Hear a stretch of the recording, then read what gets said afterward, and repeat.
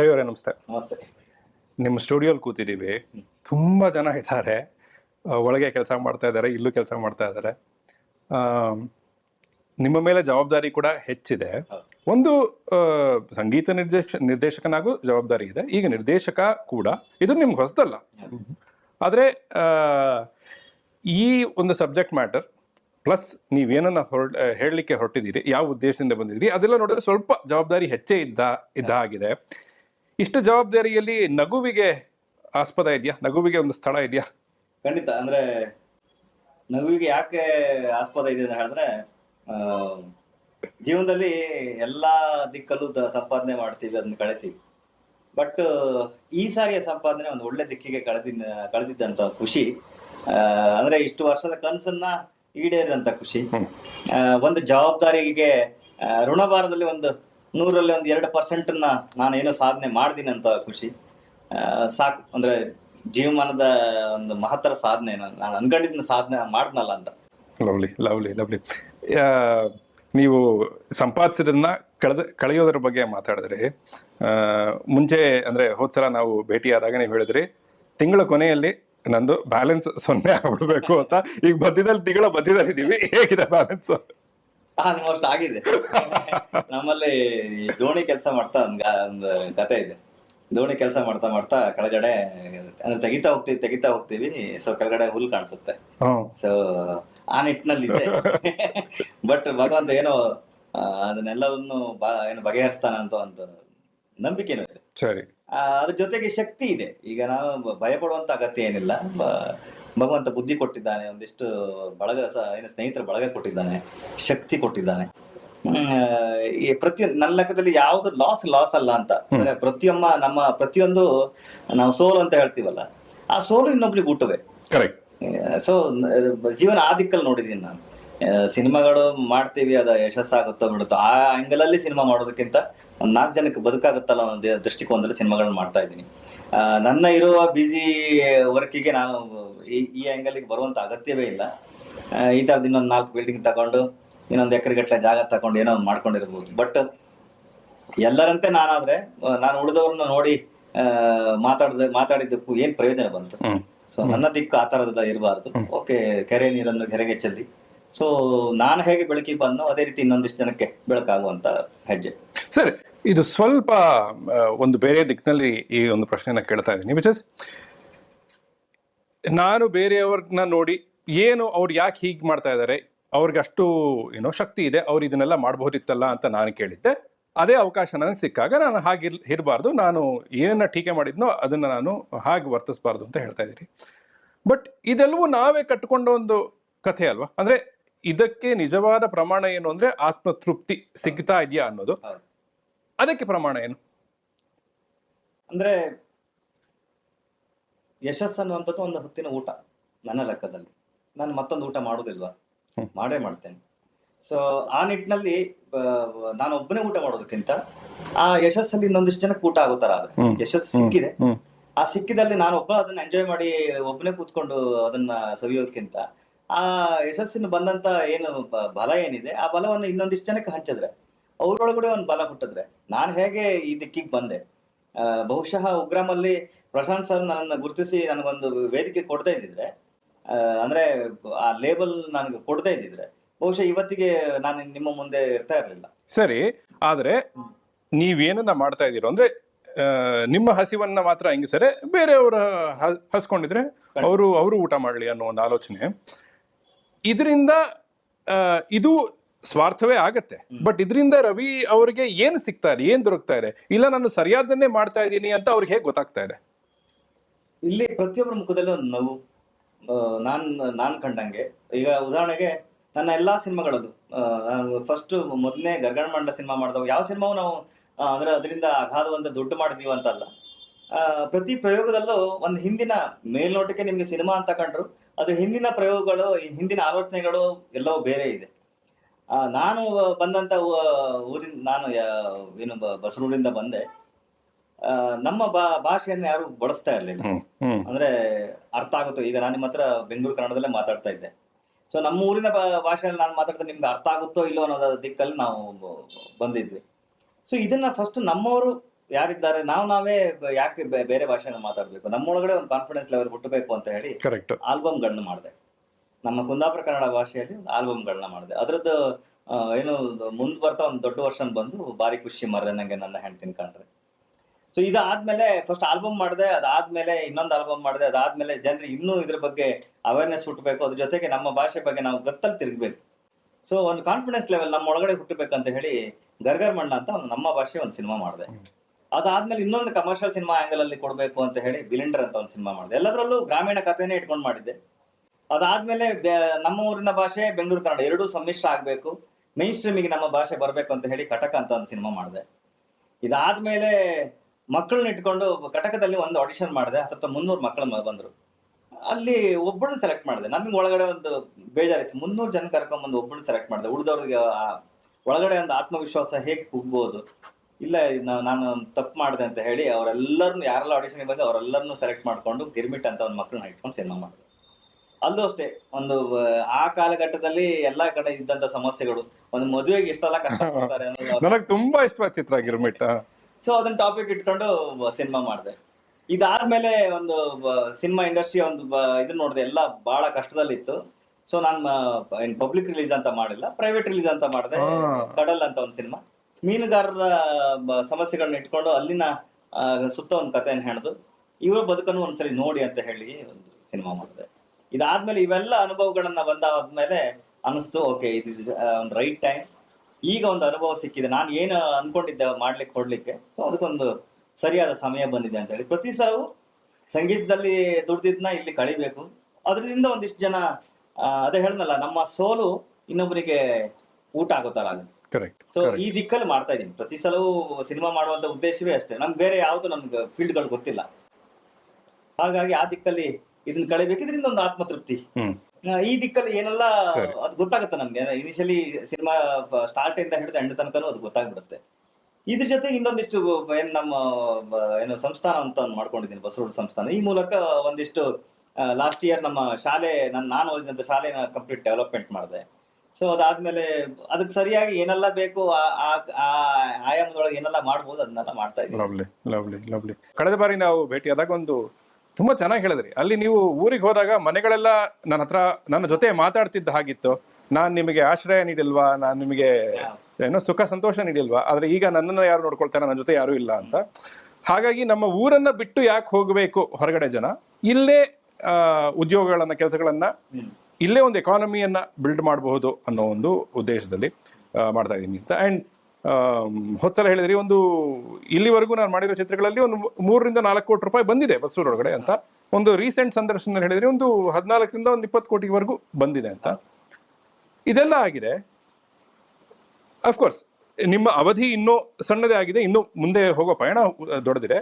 But ಇಷ್ಟರಲ್ಲೇನೆ ನಿಮ್ಮ ಮೂಲ ಉದ್ದೇಶ ಏನಿತ್ತು, ಜನ ಇಲ್ಲಿಂದ ಯಾಕೆ ಹೊರಗೆ ಹೋಗ್ಬೇಕು, ಇಲ್ಲೇ ಇರಬಹುದಲ್ಲ ಅಂತ, ಅದರಲ್ಲಿ ಬದಲಾವಣೆಗಳು ಸ್ವಲ್ಪ ಮಟ್ಟಕ್ಕಾದ್ರೂ ಆಗಿದೆಯಾ? ಖಂಡಿತ ಆಗಿದೆ. ಅಂದ್ರೆ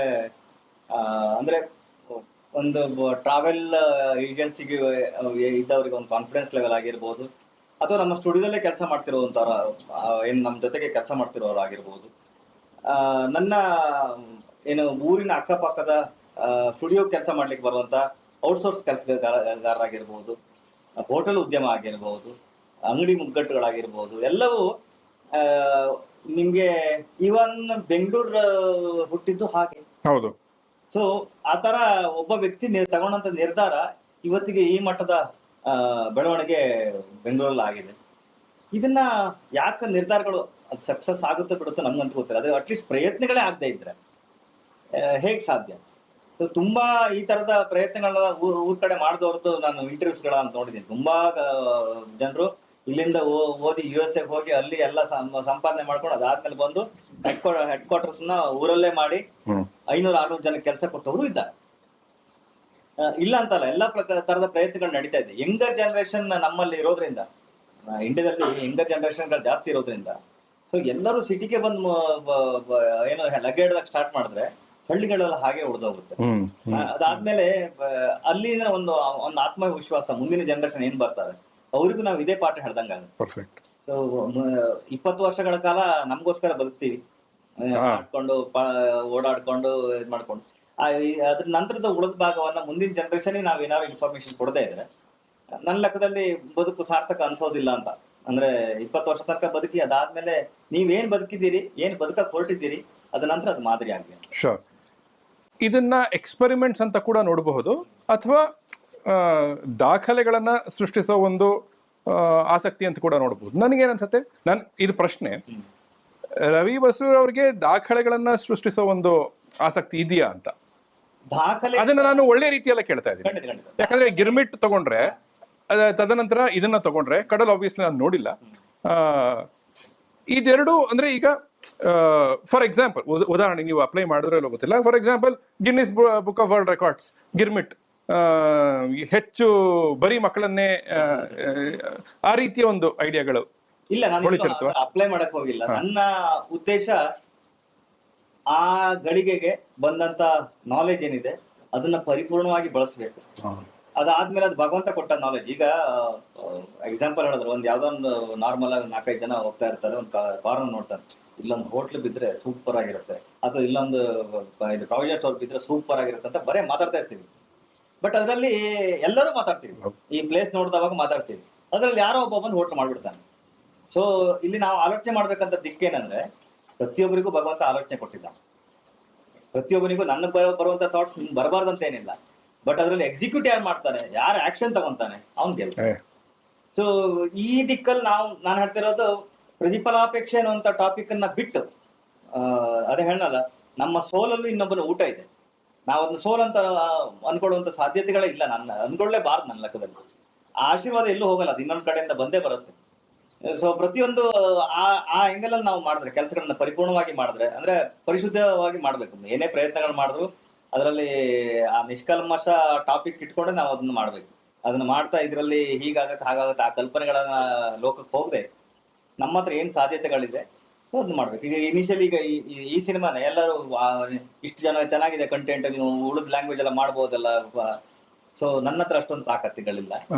ಸೊ ನನ್ನ ಹತ್ರ ಏನು ಸೀಮಿತ ಇದೆ, ನನಗೆ ಮೇನ್ ಉದ್ದೇಶ ಹೊರಗಿನವ್ರು ಮಾತಾಡ್ಬೇಕಾದ್ರೆ ಮೊದಲು ನಮ್ಮವ್ರು ಮಾತಾಡ್ಬೇಕು, ಯಾವುದೇ ವಿಷಯ ಆದ್ರೂ ಅಷ್ಟೇ. ಇಲ್ಲಿ ಕರ್ನಾಟಕದ ಉಳಿದ ಭಾಗದವರಿಗೆ ಯಕ್ಷಗಾನದ ಬಗ್ಗೆ ಇನ್ನೂ ವಿಷಯ ನಾವು ಮುಟ್ಸಿಲ್ಲ ಅಂತ ಹೇಳಿದ್ರೆ, ಸೊ ಮೊದಲು ಅದನ್ನ ಮಾಡ್ಬೇಕು. ಅದನ್ನ ಮಾಡಿ ಆದ್ಮೇಲೆ ಅದ್ರದ್ದು ಏನಾದ್ರೂ ಅದು ಅಂಶ ತಗೊಂಡ್ರೆ ಭಗವಂತ ಆಗುತ್ತೆ ಅಂತ ನಂಬಿಕೆ ನನಗಿದೆ. ಇದು ಆಕ್ಚುಲಿ ಒಂದು ಒಳ್ಳೆ ಸ್ಕೂಲ್ ಆಫ್ ಥಾಟ್. ಒಳ್ಳೆ ಸ್ಕೂಲ್ ಆಫ್ ಥಾಟ್ ಅಂದ್ರೆ very different school of thought. ಇದಕ್ಕೆ ತದ್ವಿರುದ್ಧವಾಗಿ ಇನ್ನೊಂದು ಸ್ಕೂಲ್ ಆಫ್ ಥಾಟ್ ಏನು ಅಂದ್ರೆ, ಎಕ್ಸಲೆನ್ಸ್ ಅಥವಾ ಪರ್ಫೆಕ್ಷನ್ ನ ಹಿಂಬಾಲಿಸೋರು. ಅಂದ್ರೆ ನಾನು ಒಂದರಲ್ಲಿ ಪರ್ಫೆಕ್ಟ್ ಆಗೋವರೆಗೂ ನಾನು ಅದಕ್ಕೆ ಕೈ ಹಾಕಲ್ಲ, ಪರ್ಫೆಕ್ಷನ್ ನನಗೆ ಬಂದ ಮೇಲೆ ನಾನು ಮಾಡ್ತೀನಿ ಅಂತ. But at the same time ಅದಕ್ಕೆ ತದ್ವಿರುದ್ಧವಾಗಿ ಹೇಳಬೇಕು ಅಂದ್ರೆ ಪರ್ಫೆಕ್ಷನ್ ಅನ್ನೋದು ಏನು ಇಲ್ಲ, ರೈಟ್? ಸೊ ನಿಮ್ಮದು ಅಂದ್ರೆ ಚೆನ್ನಾಗಿ ಹೇಳಿದ್ರಿ. ಐ ಥಿಂಕ್ ನಿಮ್ಮ ಫೋಕಸ್ ಇರೋದು ಎಕ್ಸಿಕ್ಯೂಷನ್ ಅಲ್ಲಿ. ಐಡಿಯಾ ಬಂತ, ಪರಿಶುದ್ಧವಾದ ಪರಿಶ್ರಮವನ್ನು ಹಾಕೋ, ಒಳ್ಳೆ ಉದ್ದೇಶವನ್ನ ಇಟ್ಕೋ, ಮಾಡ್ಬಿಡು. ಇದರಲ್ಲಿ ನನಗೆ ಎಷ್ಟರ ಮಟ್ಟದ ಏನೋ ತಾಕತ್ತಿದೆ ಅಥವಾ ಎಕ್ಸಲೆನ್ಸ್ ಇದೆ ಅಂತ ತಲೆ ಕೆಡಿಸ್ಕೋಬೇಡ ಅನ್ನೋದಾ? ಹೌದು.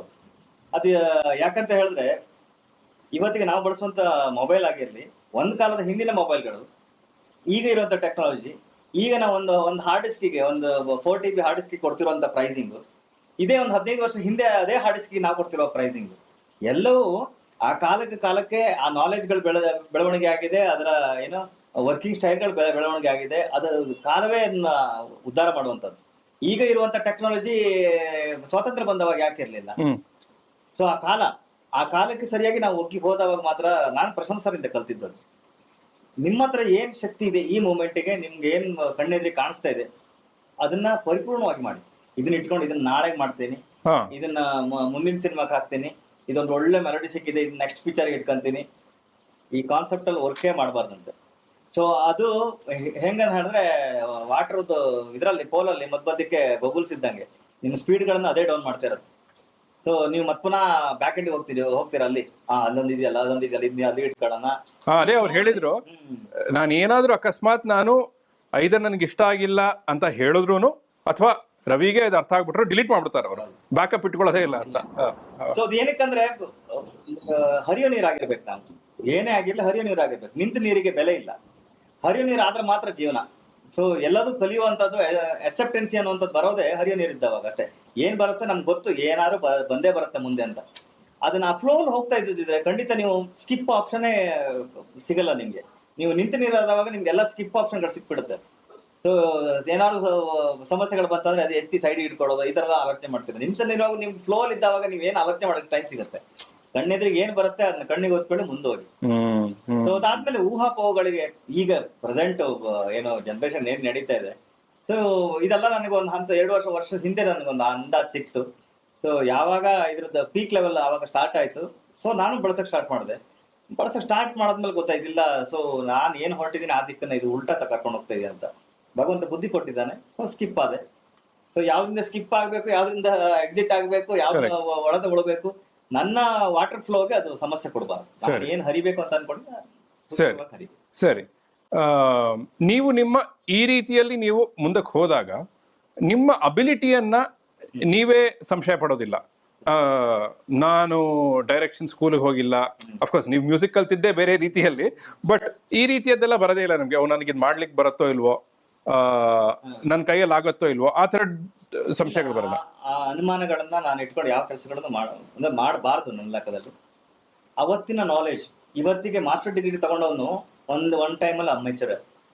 ಸೊ ಇವತ್ತಿಗೆ ಏನೇನು ನೀವು ಈಗ ಒಬ್ಬ ಸೂಪರ್ ಆಗಿ ಗಿಟಾರ್ ಕ್ಲಾಸ್ ಮಾಡ್ತಾನೆ 8th grade 8th grade ಅಂತ ಹೇಳಿದ್ರು, ಅವನು ಒನ್ ಟೈಮ್ ಅವನಿಗೆ ಕಲ್ಸಿದ್ ಮಾಸ್ಟರ್ ಏನು ಗೊತ್ತಿದ್ದಾರೆ ಅವರೇ ಸ್ವಂತಿಕೆಯಲ್ಲಿ ಕಲ್ತವ್ರೆ. ಸೊ ಇಲ್ಲಿ ಏನು ಪದವಿ ಅನ್ನುವಂಥದ್ದು ಅದಾದ್ಮೇಲೆ ನಾವು ಡೆಸಿಗ್ನೇಷನ್ ಕೊಟ್ಕೊಂಡಿರೋದು ಮಾಸ್ಟರ್ ಡಿಗ್ರಿ ಅಥವಾ ಇದ್ರಲ್ಲಿ ಏನಿದೆ ಅದನ್ನಂತ ಅನುಭವಗಳ ಮುಂದೆ ಇನ್ ಯಾವ್ದು ಇಲ್ಲ ಅಂತ ನನ್ನ ಲೆಕ್ಕದಲ್ಲಿ. ಒಂದು ಸಣ್ಣ ಎಕ್ಸಾಂಪಲ್ ಅಂದ್ರೆ ಎಜುಕೇಶನ್ ಅನ್ನುವಂಥದ್ದು ನಿಮ್ಮೊಳಗಿನ ಬುದ್ಧಿಯನ್ನ ಹೊಳಪುಗೊಳಿಸೋದವ್ರಿಗೆ ಇರ್ಬೇಕು, ಬಿಟ್ರೆ ಅದರಿಂದ ನೀವು ಹೊಳಪಾಗೋದಲ್ಲ. ಕರೆಕ್ಟ್. ಸೊ ನಿಮ್ಮೊಳಗಡೆ ಒಂದು ಆಲ್ರೆಡಿ ಹೊಳಪು ಇರುತ್ತೆ, ಅದು ಬಂದು ನಿಮ್ಮನ್ನ ಏನು ಫೈನ್ ಟ್ಯೂನ್ ಮಾಡಿ ಶೇಪ್ ಕೊಡೋ ತರ ಆಗ್ಬೇಕು. ನಿಮ್ಮ ಸ್ಟ್ರೆಂತ್ ನ ಜಾಸ್ತಿ ಮಾಡೋ ತರ ಆಗ್ಬೇಕು, ಅದೇ ನಿಮ್ ಸ್ಟ್ರೆಂತ್ ಆಗ್ಬಾರ್ದು. ಕರೆಕ್ಟ್. ಎಕ್ಸಾಂಪಲ್ ಒಂದು ಒಬ್ಬ ಕಂಪನಿ ಮಾಡ್ದ, ಈ ಏನು ಜ್ಯೂಸ್ ಇದು ಬಾಟಲ್ ಕಂಪನಿ ಮಾಡ್ದ. ಆ ಕಂಪನಿ ಮಾಡಿದವಾಗ ಒಳ್ಳೆ ಸೇಲಿಂಗ್ ಸ್ಟಾರ್ಟ್ ಆಯ್ತು. ಸೊ ಅದು ಮಿಷಿನ್ ತಗೊಬಂದ, ಮಿಷಿನ್ಗೆ ಅದ್ರೊಳಗಡೆ ಫಿಲ್ ಆಗೋ ತರ ಮಾಡ್ದ. ಸೊ ಅದು ಹೋಗ್ತಾ ಏನಾಯ್ತು, ಮ್ಯಾನುಫ್ಯಾಕ್ಚರಿಂಗ್ ಜಾಸ್ತಿ ಆಯ್ತು. ಪ್ಯಾಕೆಟ್ ಒಳಗಡೆ ಪ್ರತಿ ಸಲ ಬಾಕ್ಸ್ ಅಲ್ಲೂ ಆಟೋಮೆಟಿಕ್ ಪ್ಯಾಕ್ ಆಗ್ತಾ ಇತ್ತು, ಅದರಲ್ಲಿ 7 8 ಬ್ಲ್ಯಾಂಕ್ ಹೋಗ್ತಾ ಇತ್ತು. ಸೊ ಇದು ಕಂಪ್ನಿ ರೆಪ್ಯುಟೇಷನ್ ನ ಹಾಳು ಮಾಡಕ್ ಸ್ಟಾರ್ಟ್ ಮಾಡಿ, ಇದು ಏನ್ ಮಾಡೋದು ಹಿಂಗೆ ಕತೆ ಅಂತ ಹೇಳಿ ಆಲೋಚನೆ ಮಾಡ್ತಿದ್ದವಾಗ ಅವ್ನ ಸ್ನೇಹಿತನ ಕರೆಸಿ ಇದಕ್ಕೊಂದು ಏನಾದ್ರು ಹುಡುಕ್ಬೇಕು. ಸೊ ಅವನು ಒಂದು ಮಿಷಿನ್ ಹುಡುಕಿ ಅದ್ರ ಒಳಗಡೆ ಅದನ್ನ ಸ್ಕ್ಯಾನ್ ಮಾಡೋ ತರ, ಅದ್ರೊಳಗಡೆ ಇಲ್ಲ ಅನ್ನೋ ತರ ಅದನ್ನ ತೆಗಿಯೋ ತರ ಹುಡುಕಿ ಆದ್ಮೇಲೆ ಈಗ ಅವನು ಪ್ರಾಫಿಟ್ ಲೆವೆಲ್ ನೋಡಿದವಾಗ ಖರ್ಚು ಪ್ರಾಫಿಟ್ ಬರೀ 1 ರೂಪಾಯಿ ಸಿಕ್ತಿತ್ತು ಅವನಿಗಷ್ಟೇ ಈ ಮಿಷಿನ್ ಎಕ್ಸ್ಟ್ರಾ ಮಾಡೋದ್ರಿಂದ. ಸೊ ಅವ್ನ ಸ್ನೇಹಿತ ಬಂದ, ಅವನು ಏನು ಓದ್ಲಿಲ್ಲ ಏನಿಲ್ಲ. ಸೊ ಹಿಂಗಾಯ್ತು, ಒಳ್ಳೆ ಬಿಸ್ನೆಸ್ ನಡೀತಾ ಇದೆ. ಬಟ್ ಈ ತರ ಆಗ್ತಾ ಇದೆ, ಪ್ಯಾಕೆಟ್ ಬ್ಲ್ಯಾಂಕ್ ಖಾಲಿ ಹೋಗ್ತಾ ಇದೆ, ಏನ್ ಮಾಡೋದು ಗೊತ್ತಾಗ್ತಾರೆ. ಅದಕ್ಕೆ ಖರ್ಚು ತಲೆ ಕೆಡ್ಸ್ಕಂತೆ ಇಲ್ಲ, ಇದೊಂದು 20 ಲಕ್ಷ ಮಿಷಿನ್ ಮಾಡಿದ್ದೆ, ಬಟ್ ಅದರಿಂದಾಗಿ ನನಗೆ ಖರ್ಚುಗಳು ಇದಾಗ್ತಾ ಇಲ್ಲ. ಅದಕ್ಕೆ ದೊಡ್ಡ ಕೆಲಸ, ಅದು ಸಿಂಪಲ್ ಕೆಲಸ ಅಂದ. ಏನಿಲ್ಲ, ಇದ್ರ ಪಕ್ಕದಲ್ಲಿ 2 ನಂಬರಿಗೆ ಫ್ಯಾನ್ ಇಟ್ಬಿಟ್ಟ ಅಷ್ಟೇ, ಖಾಲಿ ಬಾಕ್ಸ್ ಎಲ್ಲ ಹೋಯ್ತು. ಸೊ ಇಲ್ಲಿ ನೀವು ಮಾಸ್ಟರ್ ಡಿಗ್ರಿನ ಹೇಳ್ತೀರಾ, ಬುದ್ಧಿವಂತಿಕೆ ಹೇಳ್ತೀರಾ. ಸೊ ನಾನು ಹೇಳ್ತಿರೋದು ಬುದ್ಧಿವಂತಿಕೆ ಅನ್ನೋದೇ ಮ್ಯಾಟರ್ ಆಗುತ್ತೆ ಯಾವಾಗಲೂ. ಪ್ರತಿಯೊಬ್ಬ ಮನುಷ್ಯನಲ್ಲೂ ಒಂದು ಹುಟ್ಟುತ್ತಾನೆ, ಅವನ ಒಳಗಡೆ ಒಂದು ವರ್ಚಸ್ ತಗೊಂಡ್ಬಂದಿರ್ತಾನೆ. ಎಕ್ಸಾಂಪಲ್ ಹೇಳೋಕೋದ್ರೆ ನನ್ನ ಜೀವನ ತಗೊಂಡ್ರೆ, ನಾನು ಡ್ಯಾನ್ಸರ್ ಆಗ್ಬೇಕಂತ ಕನ್ಸ್ಕೊಂಡವನು, ನಾನು ಡ್ಯಾನ್ಸರ್ ಆಗಿಲ್ಲ. ಸೊ ನನ್ನ ಒಳಗಡೆ ಇನ್ನೊಂದು ಡೈಮಂಡ್ ಮ್ಯೂಸಿಕ್ ಇದು ಒಳಗಡೆ ಇತ್ತು, ನಾನು ಅದನ್ನು ತಿಕ್ಲಿಲ್ಲ, ಅದನ್ನ ನೋಡ್ಲಿಲ್ಲ ನಾನು. ಸೊ ಎಲ್ಲದೂ ನಮ್ಮೊಳಗಡೆ ಇರುತ್ತೆ. ಅದು ಯಾವ ಪ್ಲೇಸ್ಮೆಂಟ್ಗೆ ನಾವು ಹೋಗ್ತೀವೋ ನಿಂತ ನೀರಾಗಬಾರ್ದು, ಹರಿಯೋ ನೀರ ತರ ಇದ್ದವಾಗ ಮಾತ್ರ ಇದೆಲ್ಲ ಗೊತ್ತಾಗುತ್ತೆ. ಹೋಗ್ತಾ ಆಟೋಮೆಟಿಕ್ ಅದೇ ಶೇಪ್ ತಗೊಳ್ತಾ ಹೋಗುತ್ತೆ ನೀವು ಸ್ಟ್ರೆಂತ್ ಅನ್ನ. ಇದು ಈ ಒಂದು ಫಿಲಾಸಫಿ ಇಲ್ಲ, ಐಡಿಯಾ ಇದೆಯಲ್ಲ, ಹರಿಯೋ ನೀರಾಗಿರ್ಬೇಕು ಅನ್ಸ್ತಾ ಎಕ್ಸಿಕ್ಯೂಟ್ ಮಾಡ್ಬಿಡು, ನಿನ್ಗೆ ಏನಿದೆಯೋ ಲಿಮಿಟ್ಸ್ ಅಲ್ಲಿ ಅದ್ ಮಾಡು ಅಂತ. ಇದು ಈ ಕಾಲಕ್ಕೆ ಸರಿಯಾದ ಸೂತ್ರವಾ ಅಥವಾ ಸಾರ್ವಕಾಲಿಕವಾಗೂ ಇದು? ಯಾವ ಕಾಲಕ್ಕೂ ಇದು ನಿಮ್ಮ ಬೆಳವಣಿಗೆನ ನೀವು ಮಾಡ್ಬೇಕಂದ್ರೆ, ನಿಮ್ಮ ಬೆಳವಣಿಗೆನ ನೀವು ನೋಡ್ಬೇಕಂದ್ರೆ ಈ ಎಕ್ಸಿಕ್ಯೂಷನ್ ಮಾಡಿ. ಯಾಕಂದ್ರೆ ಒಂದು ಪ್ರಯತ್ನ ನಮ್ಮಿಂದ ಆಗಿಲ್ಲ ಅಂತ ಹೇಳಿದ್ರೆ ಇನ್ನುಳಿದ 10 ಪ್ರಯತ್ನಗಳು ಲೀಸ್ಟ್ ಅಲ್ಲಿ ಉಳಿದೋಗುತ್ತೆ. ಸೊ ಈ ಒಂದು ಪ್ರಯತ್ನದಿಂದ 10 ಪ್ರಯತ್ನಗಳು ಹಾಳಾಗಬಾರ್ದು, ಅಂದ್ರೆ ಅದರ ಫ್ಲೋನ್ ಹಾಳು ಮಾಡಬಾರ್ದು ನಾವು. ಸೊ ಈಗ ಬಿಗಿನಿಂಗಿಗೆ ಒಂದು ಭಕ್ತಿಗೀತೆ ಮಾಡಿದೆ ನಾನು. ಆ ಭಕ್ತಿಗೀತೆ ಇನಿಷಿಯೇಟಿವ್ನ ನಾನು ಮಾಡಿದ್ದು ಹೆಂಗನ ಹೇಳಿದ್ರೆ, ಭಕ್ತಿಗೀತೆ ಮಾಡಿದ್ದೀನಿ, ಅದನ್ನ ಕ್ಯಾಸೆಟ್ ಪ್ರಿಂಟ್ ಮಾಡೋದಕ್ಕೆ ದುಡ್ಡಿಲ್ಲ. ಸೊ ಆ ರಿಲೀಸ್ ಡೇಟಿಗೆ ಹತ್ರ ಇಟ್ಕೊಂಡಿದ್ದೀನಿ. ಭಕ್ತಿಗೀತೆ ನಮ್ಮ ಊರದ ಟೆಂಪಲ್ ಭಕ್ತಿಗೀತೆ ಮಾಡಿದ್ದೀನಿ, ಇದನ್ನ ಕ್ಯಾಸೆಟ್ ಮಾಡಕ್ ದುಡ್ಡಿಲ್ಲ, ಏನ್ ಕತೆ ಅಂತ ಕೀಬೋರ್ಡ್ ಮಾಡಿದೆ. ಯಾವ್ದು ಇಷ್ಟಪಟ್ಟು ತಗೊಂಡಿದ್ದೀನೋ ಅದರಿಂದ ಮ್ಯೂಸಿಕ್ ಮಾಡಿ ಅದನ್ನ ಬಿಡುಗಡೆ ಮಾಡೋಕೆ ಕೀಬೋರ್ಡೇ ಮಾಡಿದೆ.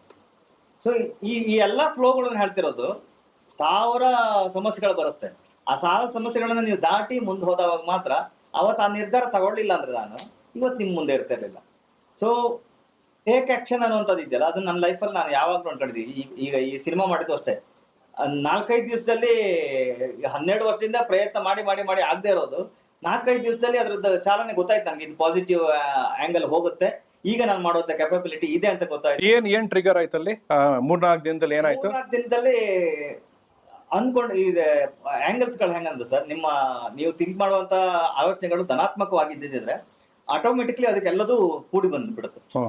ಸೊ ಇಮಿಡಿಯೇಟ್ ಆಗಿ ಇದನ್ನ ಅಂದ್ರೆ ಟೆಸ್ಟ್ ರೆಕಾರ್ಡ್ ಮಾಡಬೇಕು ಅಂತ ಅನ್ಕೊಂಡೆ.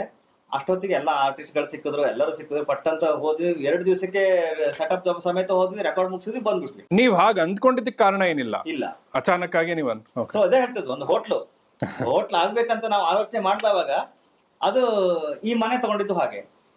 ಯಾರ್ದೋ ಜೊತೆಗೆ ಈ ಮನೆ ನೋಡಕ್ ಬಂದಿದ್ದು ನಾನು, ಈ ಸ್ಟುಡಿಯೋ ಏನಿದೆ ಯಾರ್ದೋ ಜೊತೆಗೆ ಅವ್ರನ್ನ ತಗೊಳ್ಬೇಕಂತ ಬಂದಿದ್ದು. ನನಗೆ ಮನೆ ನೋಡಿದ್ರೆ ಖುಷಿ ಆಯ್ತು, ಚೆನ್ನಾಗಿ ಕಟ್ಟಿದ್ದೀರಾ ಅಂತ ಹೇಳಿ, ತಗೊಂತೀನೋ ಇಲ್ಲೋ ಗೊತ್ತಿಲ್ಲ, ಬಟ್ ಇರ್ಲಿ ಅಂತ ಹೇಳಿ ಒಂದು 15,000 ಟೋಕನ್ ಅಡ್ವಾನ್ಸ್ ಅಂತ ಕೊಟ್ಟೆ. 1 ವಾರದಲ್ಲಿ ಆಗೋಯ್ತು ಎಲ್ಲ ಕೆಲಸಗಳು. ಸೊ ನಾನು ಹೇಳ್ತಿರೋದು, ನಿಮ್ಮ ಒಳಗಡೆ ನೀವು ಆಲೋಚನೆಗಳನ್ನು ಇಟ್ಟು ಹೆಜ್ಜೆ ಮುಂದಿಟ್ಟವಾಗ ಆಟೋಮೆಟಿಕ್ಲಿ ಅದು ಆಗೋ ತರ ಎಲ್ಲ ಇದುಗಳು ಕ್ರಿಯೇಟ್ ಆಗುತ್ತೆ. ನೀವೇ ಒಳಗಡೆನ ಆ ಡೌಟ್ ಅಲ್ಲಿ ಹೆಜ್ಜೆ ಇಟ್ಟರೆ ಖಂಡಿತವಾಗ. ಸೂಪರ್.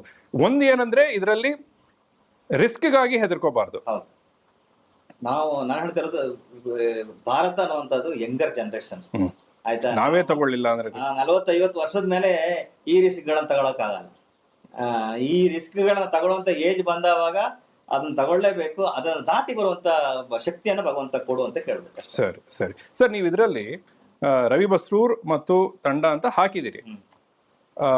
ಆದ್ರೆ ಒಂದು ಸ್ವಲ್ಪ ನಿಮ್ಮನ್ನ ಚಾಲೆಂಜ್ ಮಾಡಕ್ಕೆ ಅಂತ ಕೇಳ್ತಾ ಇದ್ದೀನಿ, ನಿಮ್ಮಿಂದ ಉತ್ತರ ಚೆನ್ನಾಗೇ ಬರುತ್ತೆ ಅನ್ನೋ ಅಪೇಕ್ಷೆಯಲ್ಲಿ. ಏನು ಅಂದ್ರೆ ಇಲ್ಲಿ ಆ್ಯಂಡ್ ಟೀಮ್ ಅಂತ ಹಾಕಿದಿರಿ, ಆದ್ರೆ ಈಗ ಏನ್ ಹೇಳ್ತೀರಿ, ಬಸ್ರೂರ್ಗಾಗ್ಲಿ ಕುಂದಾಪುರ್ಗಾಗ್ಲಿ ನಾನು ಇದನ್ನೆಲ್ಲ ಮಾಡಬೇಕು ಅಂತ ಇದೆ ಅಲ್ವಾ? ಅಲ್ಲಿ ನಾನು ಅನ್ನೋದನ್ನ ಹೇಗೆ ನೀವು ನಿಯಂತ್ರಣದಲ್ಲಿ ಇಟ್ಕೊಂಡಿದ್ದೀರಿ ಅಂತ? ಬಿಕಾಸ್ ನನಗನ್ಸತ್ತೆ ನಿಮ್ಮ ಆಲೋಚನೆ, ನೀವು ನಿಮ್ಮ ಎಲ್ಲ ಚಿತ್ರಗಳ ಹೆಸರುಗಳನ್ನ ಹೇಳಿದ್ರಿ, ಅದ್ರ ಬಗ್ಗೆ ನಾನು ಕೇಳೋದಿತ್ತು, ಬಟ್ ನೀವೇ ಹೇಳಿದ್ರಿ. ಇದೆಲ್ಲವೂ ಲೈಕ್ ಯು ಸೆಟ್, ಉದ್ದೇಶ ಎಲ್ಲೋ ಊರಿಗೇನೆ ಕನೆಕ್ಟ್ ಆಗಿದೆ. ನಿಮ್ಮ ಊರಿಗೆ, ನಿಮ್ಮ ಬೇರು ವಿಚ್ ಇಸ್ ಯುವರ್ ಊರ್, ಅದಕ್ಕೆ ಕನೆಕ್ಟ್ ಆಗಿದೆ. ಅಲ್ಲೇನೋ ಮಾಡ್ಬೇಕು, ನಾನು ಅದಕ್ಕೇನೋ ಮಾಡ್ಬೇಕು ಅನ್ನೋದ್ರಲ್ಲಿ ನಾನು ಅದಕ್ಕೇನೋ ಮಾಡ್ಬೇಕು ಅನ್ನೋದು ಎಂಫಸಿಸ್ ಆದ್ರೆ ಸರಿ, ನಾನು ಅದಕ್ಕೇನೋ ಮಾಡ್ಬೇಕು ಅಂದ್ರೆ ಇದು. ಅದನ್ನ ಹೇಗೆ ನಿಯಂತ್ರಣದಲ್ಲಿ ಇಟ್ಕೊಂಡಿದ್ದೀರಿ ಅಂತ? ಅಂದ್ರೆ ಈಗ ಉದ್ದೇಶಗಳನ್ನ ಫಸ್ಟ್ ಪಾಯಿಂಟ್ ಹಾಕ್ತೀವಿ, ಏನಾಗ್ಬೇಕು ಅಂತ ಅದು ಮೂಲದಲ್ಲೇ ಹುಟ್ಟಿದೆ. ಆ ಫ್ಲೋ ಅಲ್ಲೇ ಹರಿಯೋ ನೀರಾಗಿ ಬಂದಿದ್ದೀವಿ. ಎಲ್ಲಿಂದ ಬಂದಿದ್ದೀವಿ, ಎಲ್ಲಿಂದ ಏನಾಗಿದ್ದೀವಿ, ಎಲ್ಲಿಗೆ ಏನು ಕೊಡ್ಬೇಕು, ಇದನ್ನ ನಾವು ಕರೆಕ್ಟಾಗಿ ಮನಸ್ಸಲ್ಲಿ ಅಚ್ಚೆ ಇಟ್ಕೊಂಡಿದ್ರೆ ಎಲ್ಲವೂ ಚೆನ್ನಾಗೇ ಇರುತ್ತೆ.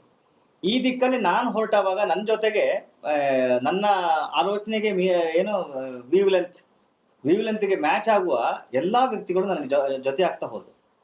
ಅವ್ರ ಜೊತೆಗಿನ ಸುದೀರ್ಘ 8-10 ವರ್ಷಗಳ ಜರ್ನಿ ಅದು ಬರ್ತಾ ಹೆಂಗಾಯ್ತು ಅಂತ ಹೇಳಿದ್ರೆ, ನಾನು ಏನ್ ಆಲೋಚನೆ ಮಾಡ್ತೀನಿ ಅದು ಅವ್ರು ಆಲೋಚನೆ ಮಾಡೋದಕ್ಕೆ ಬಂತು.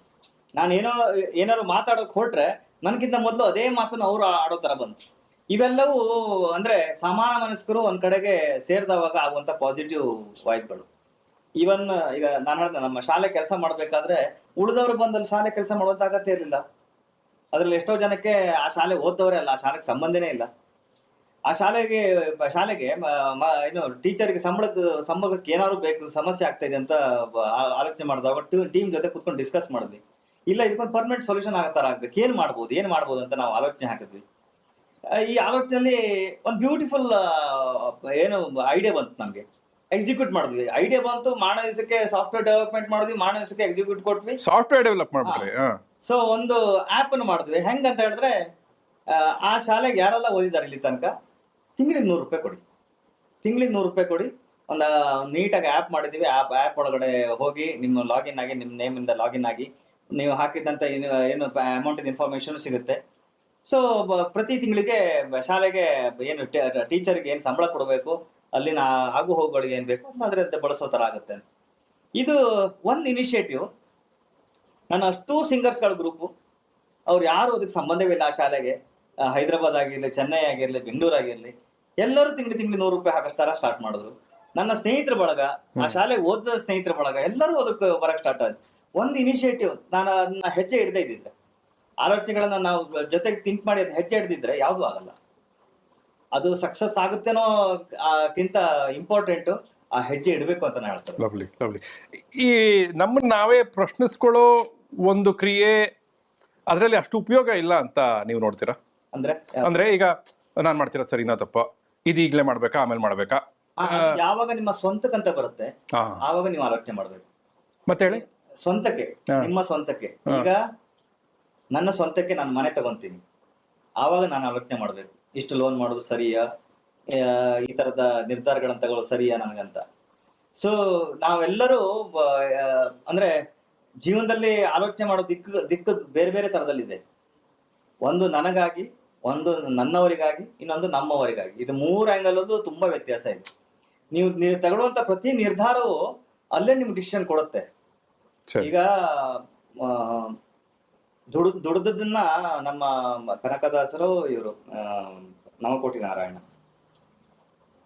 ಜ್ಞಾನೋದಯ ಆಗಿ ಬದುಕಿದಲ್ಲ ಅಂತ ಅವ್ರಿಗೆ ಸಂಪೂರ್ಣ ಕೋಟಿಗಟ್ಲೆ ಇರೋ ಅವ್ರ ಹೆಸರೇ ನವಕೋಟಿ ನಾರಾಯಣ. ಸಂಪೂರ್ಣವನ್ನ ದಾರೆ ಎರೆದು ಯಾರು ಬೇಕು ಏನ್ ಬೇಕು ಎಲ್ಲ ಪೂರ ತಗೊಂಡು ಹೋಗಿ ಅಂತ ದಾರೆ ಎರೆದು ಹೊರಗಡೆ ಬಂದವರು ಇದ್ದಾರೆ. ಆಯ್ತಾ, ಜೀವನ ಇದ ಬೇಡ ಅಂತ ಹೇಳಿ, ಅಂದ್ರೆ ನನ್ನ ಜೀವನ ದೇವರಿಗೆ ಸಮರ್ಪಣೆ ಮಾಡ್ಬೇಕು ಅಂತ ಬಂದವರು ಇದ್ದಾರೆ. ವ್ಯವಸ್ಥಿತ ಮಾಡ್ಕೊಂಡು ಅಂಬಾನಿ ತರ ಬೆಳೆದು ಸಾರ್ವಜನಿಕರಿಗೆ ಲಕ್ಷಗಟ್ಟಲೆ ಕೋಟಿಗಟ್ಟಲೆ ಜನರಿಗೆ ಕೆಲಸ ಕೊಟ್ಟು ಅದ್ರ ಮೂಲಕ ಅವರೊಳಗೆ ವಿಶ್ವಾಸವನ್ನು ಮೂಡಿಸಿದವರು ಇದ್ದಾರೆ. ಎಲ್ಲಾ ತರದ ಬದುಕು ನಮ್ಮ ಕಣ್ಣೆದ್ರಿಗೆ ಇದೆ ಬದುಕಿದವರು. ಅದರಿಂದ ಒಂದು ಅವರ ಬದುಕದಂತ ಸಮುದ್ರದಂತ ನೀರಲ್ಲಿ 1-2 ಲೋಟ ನಾವು ತಗೊಂಡ್ರೆ ನಮ್ಗೊಂದಿಷ್ಟು ಐಡಿಯಾಗಳು ಬರುತ್ತೆ ಯಾವ ರೀತಿ ಬದುಕಬಹುದು ಅಂತ.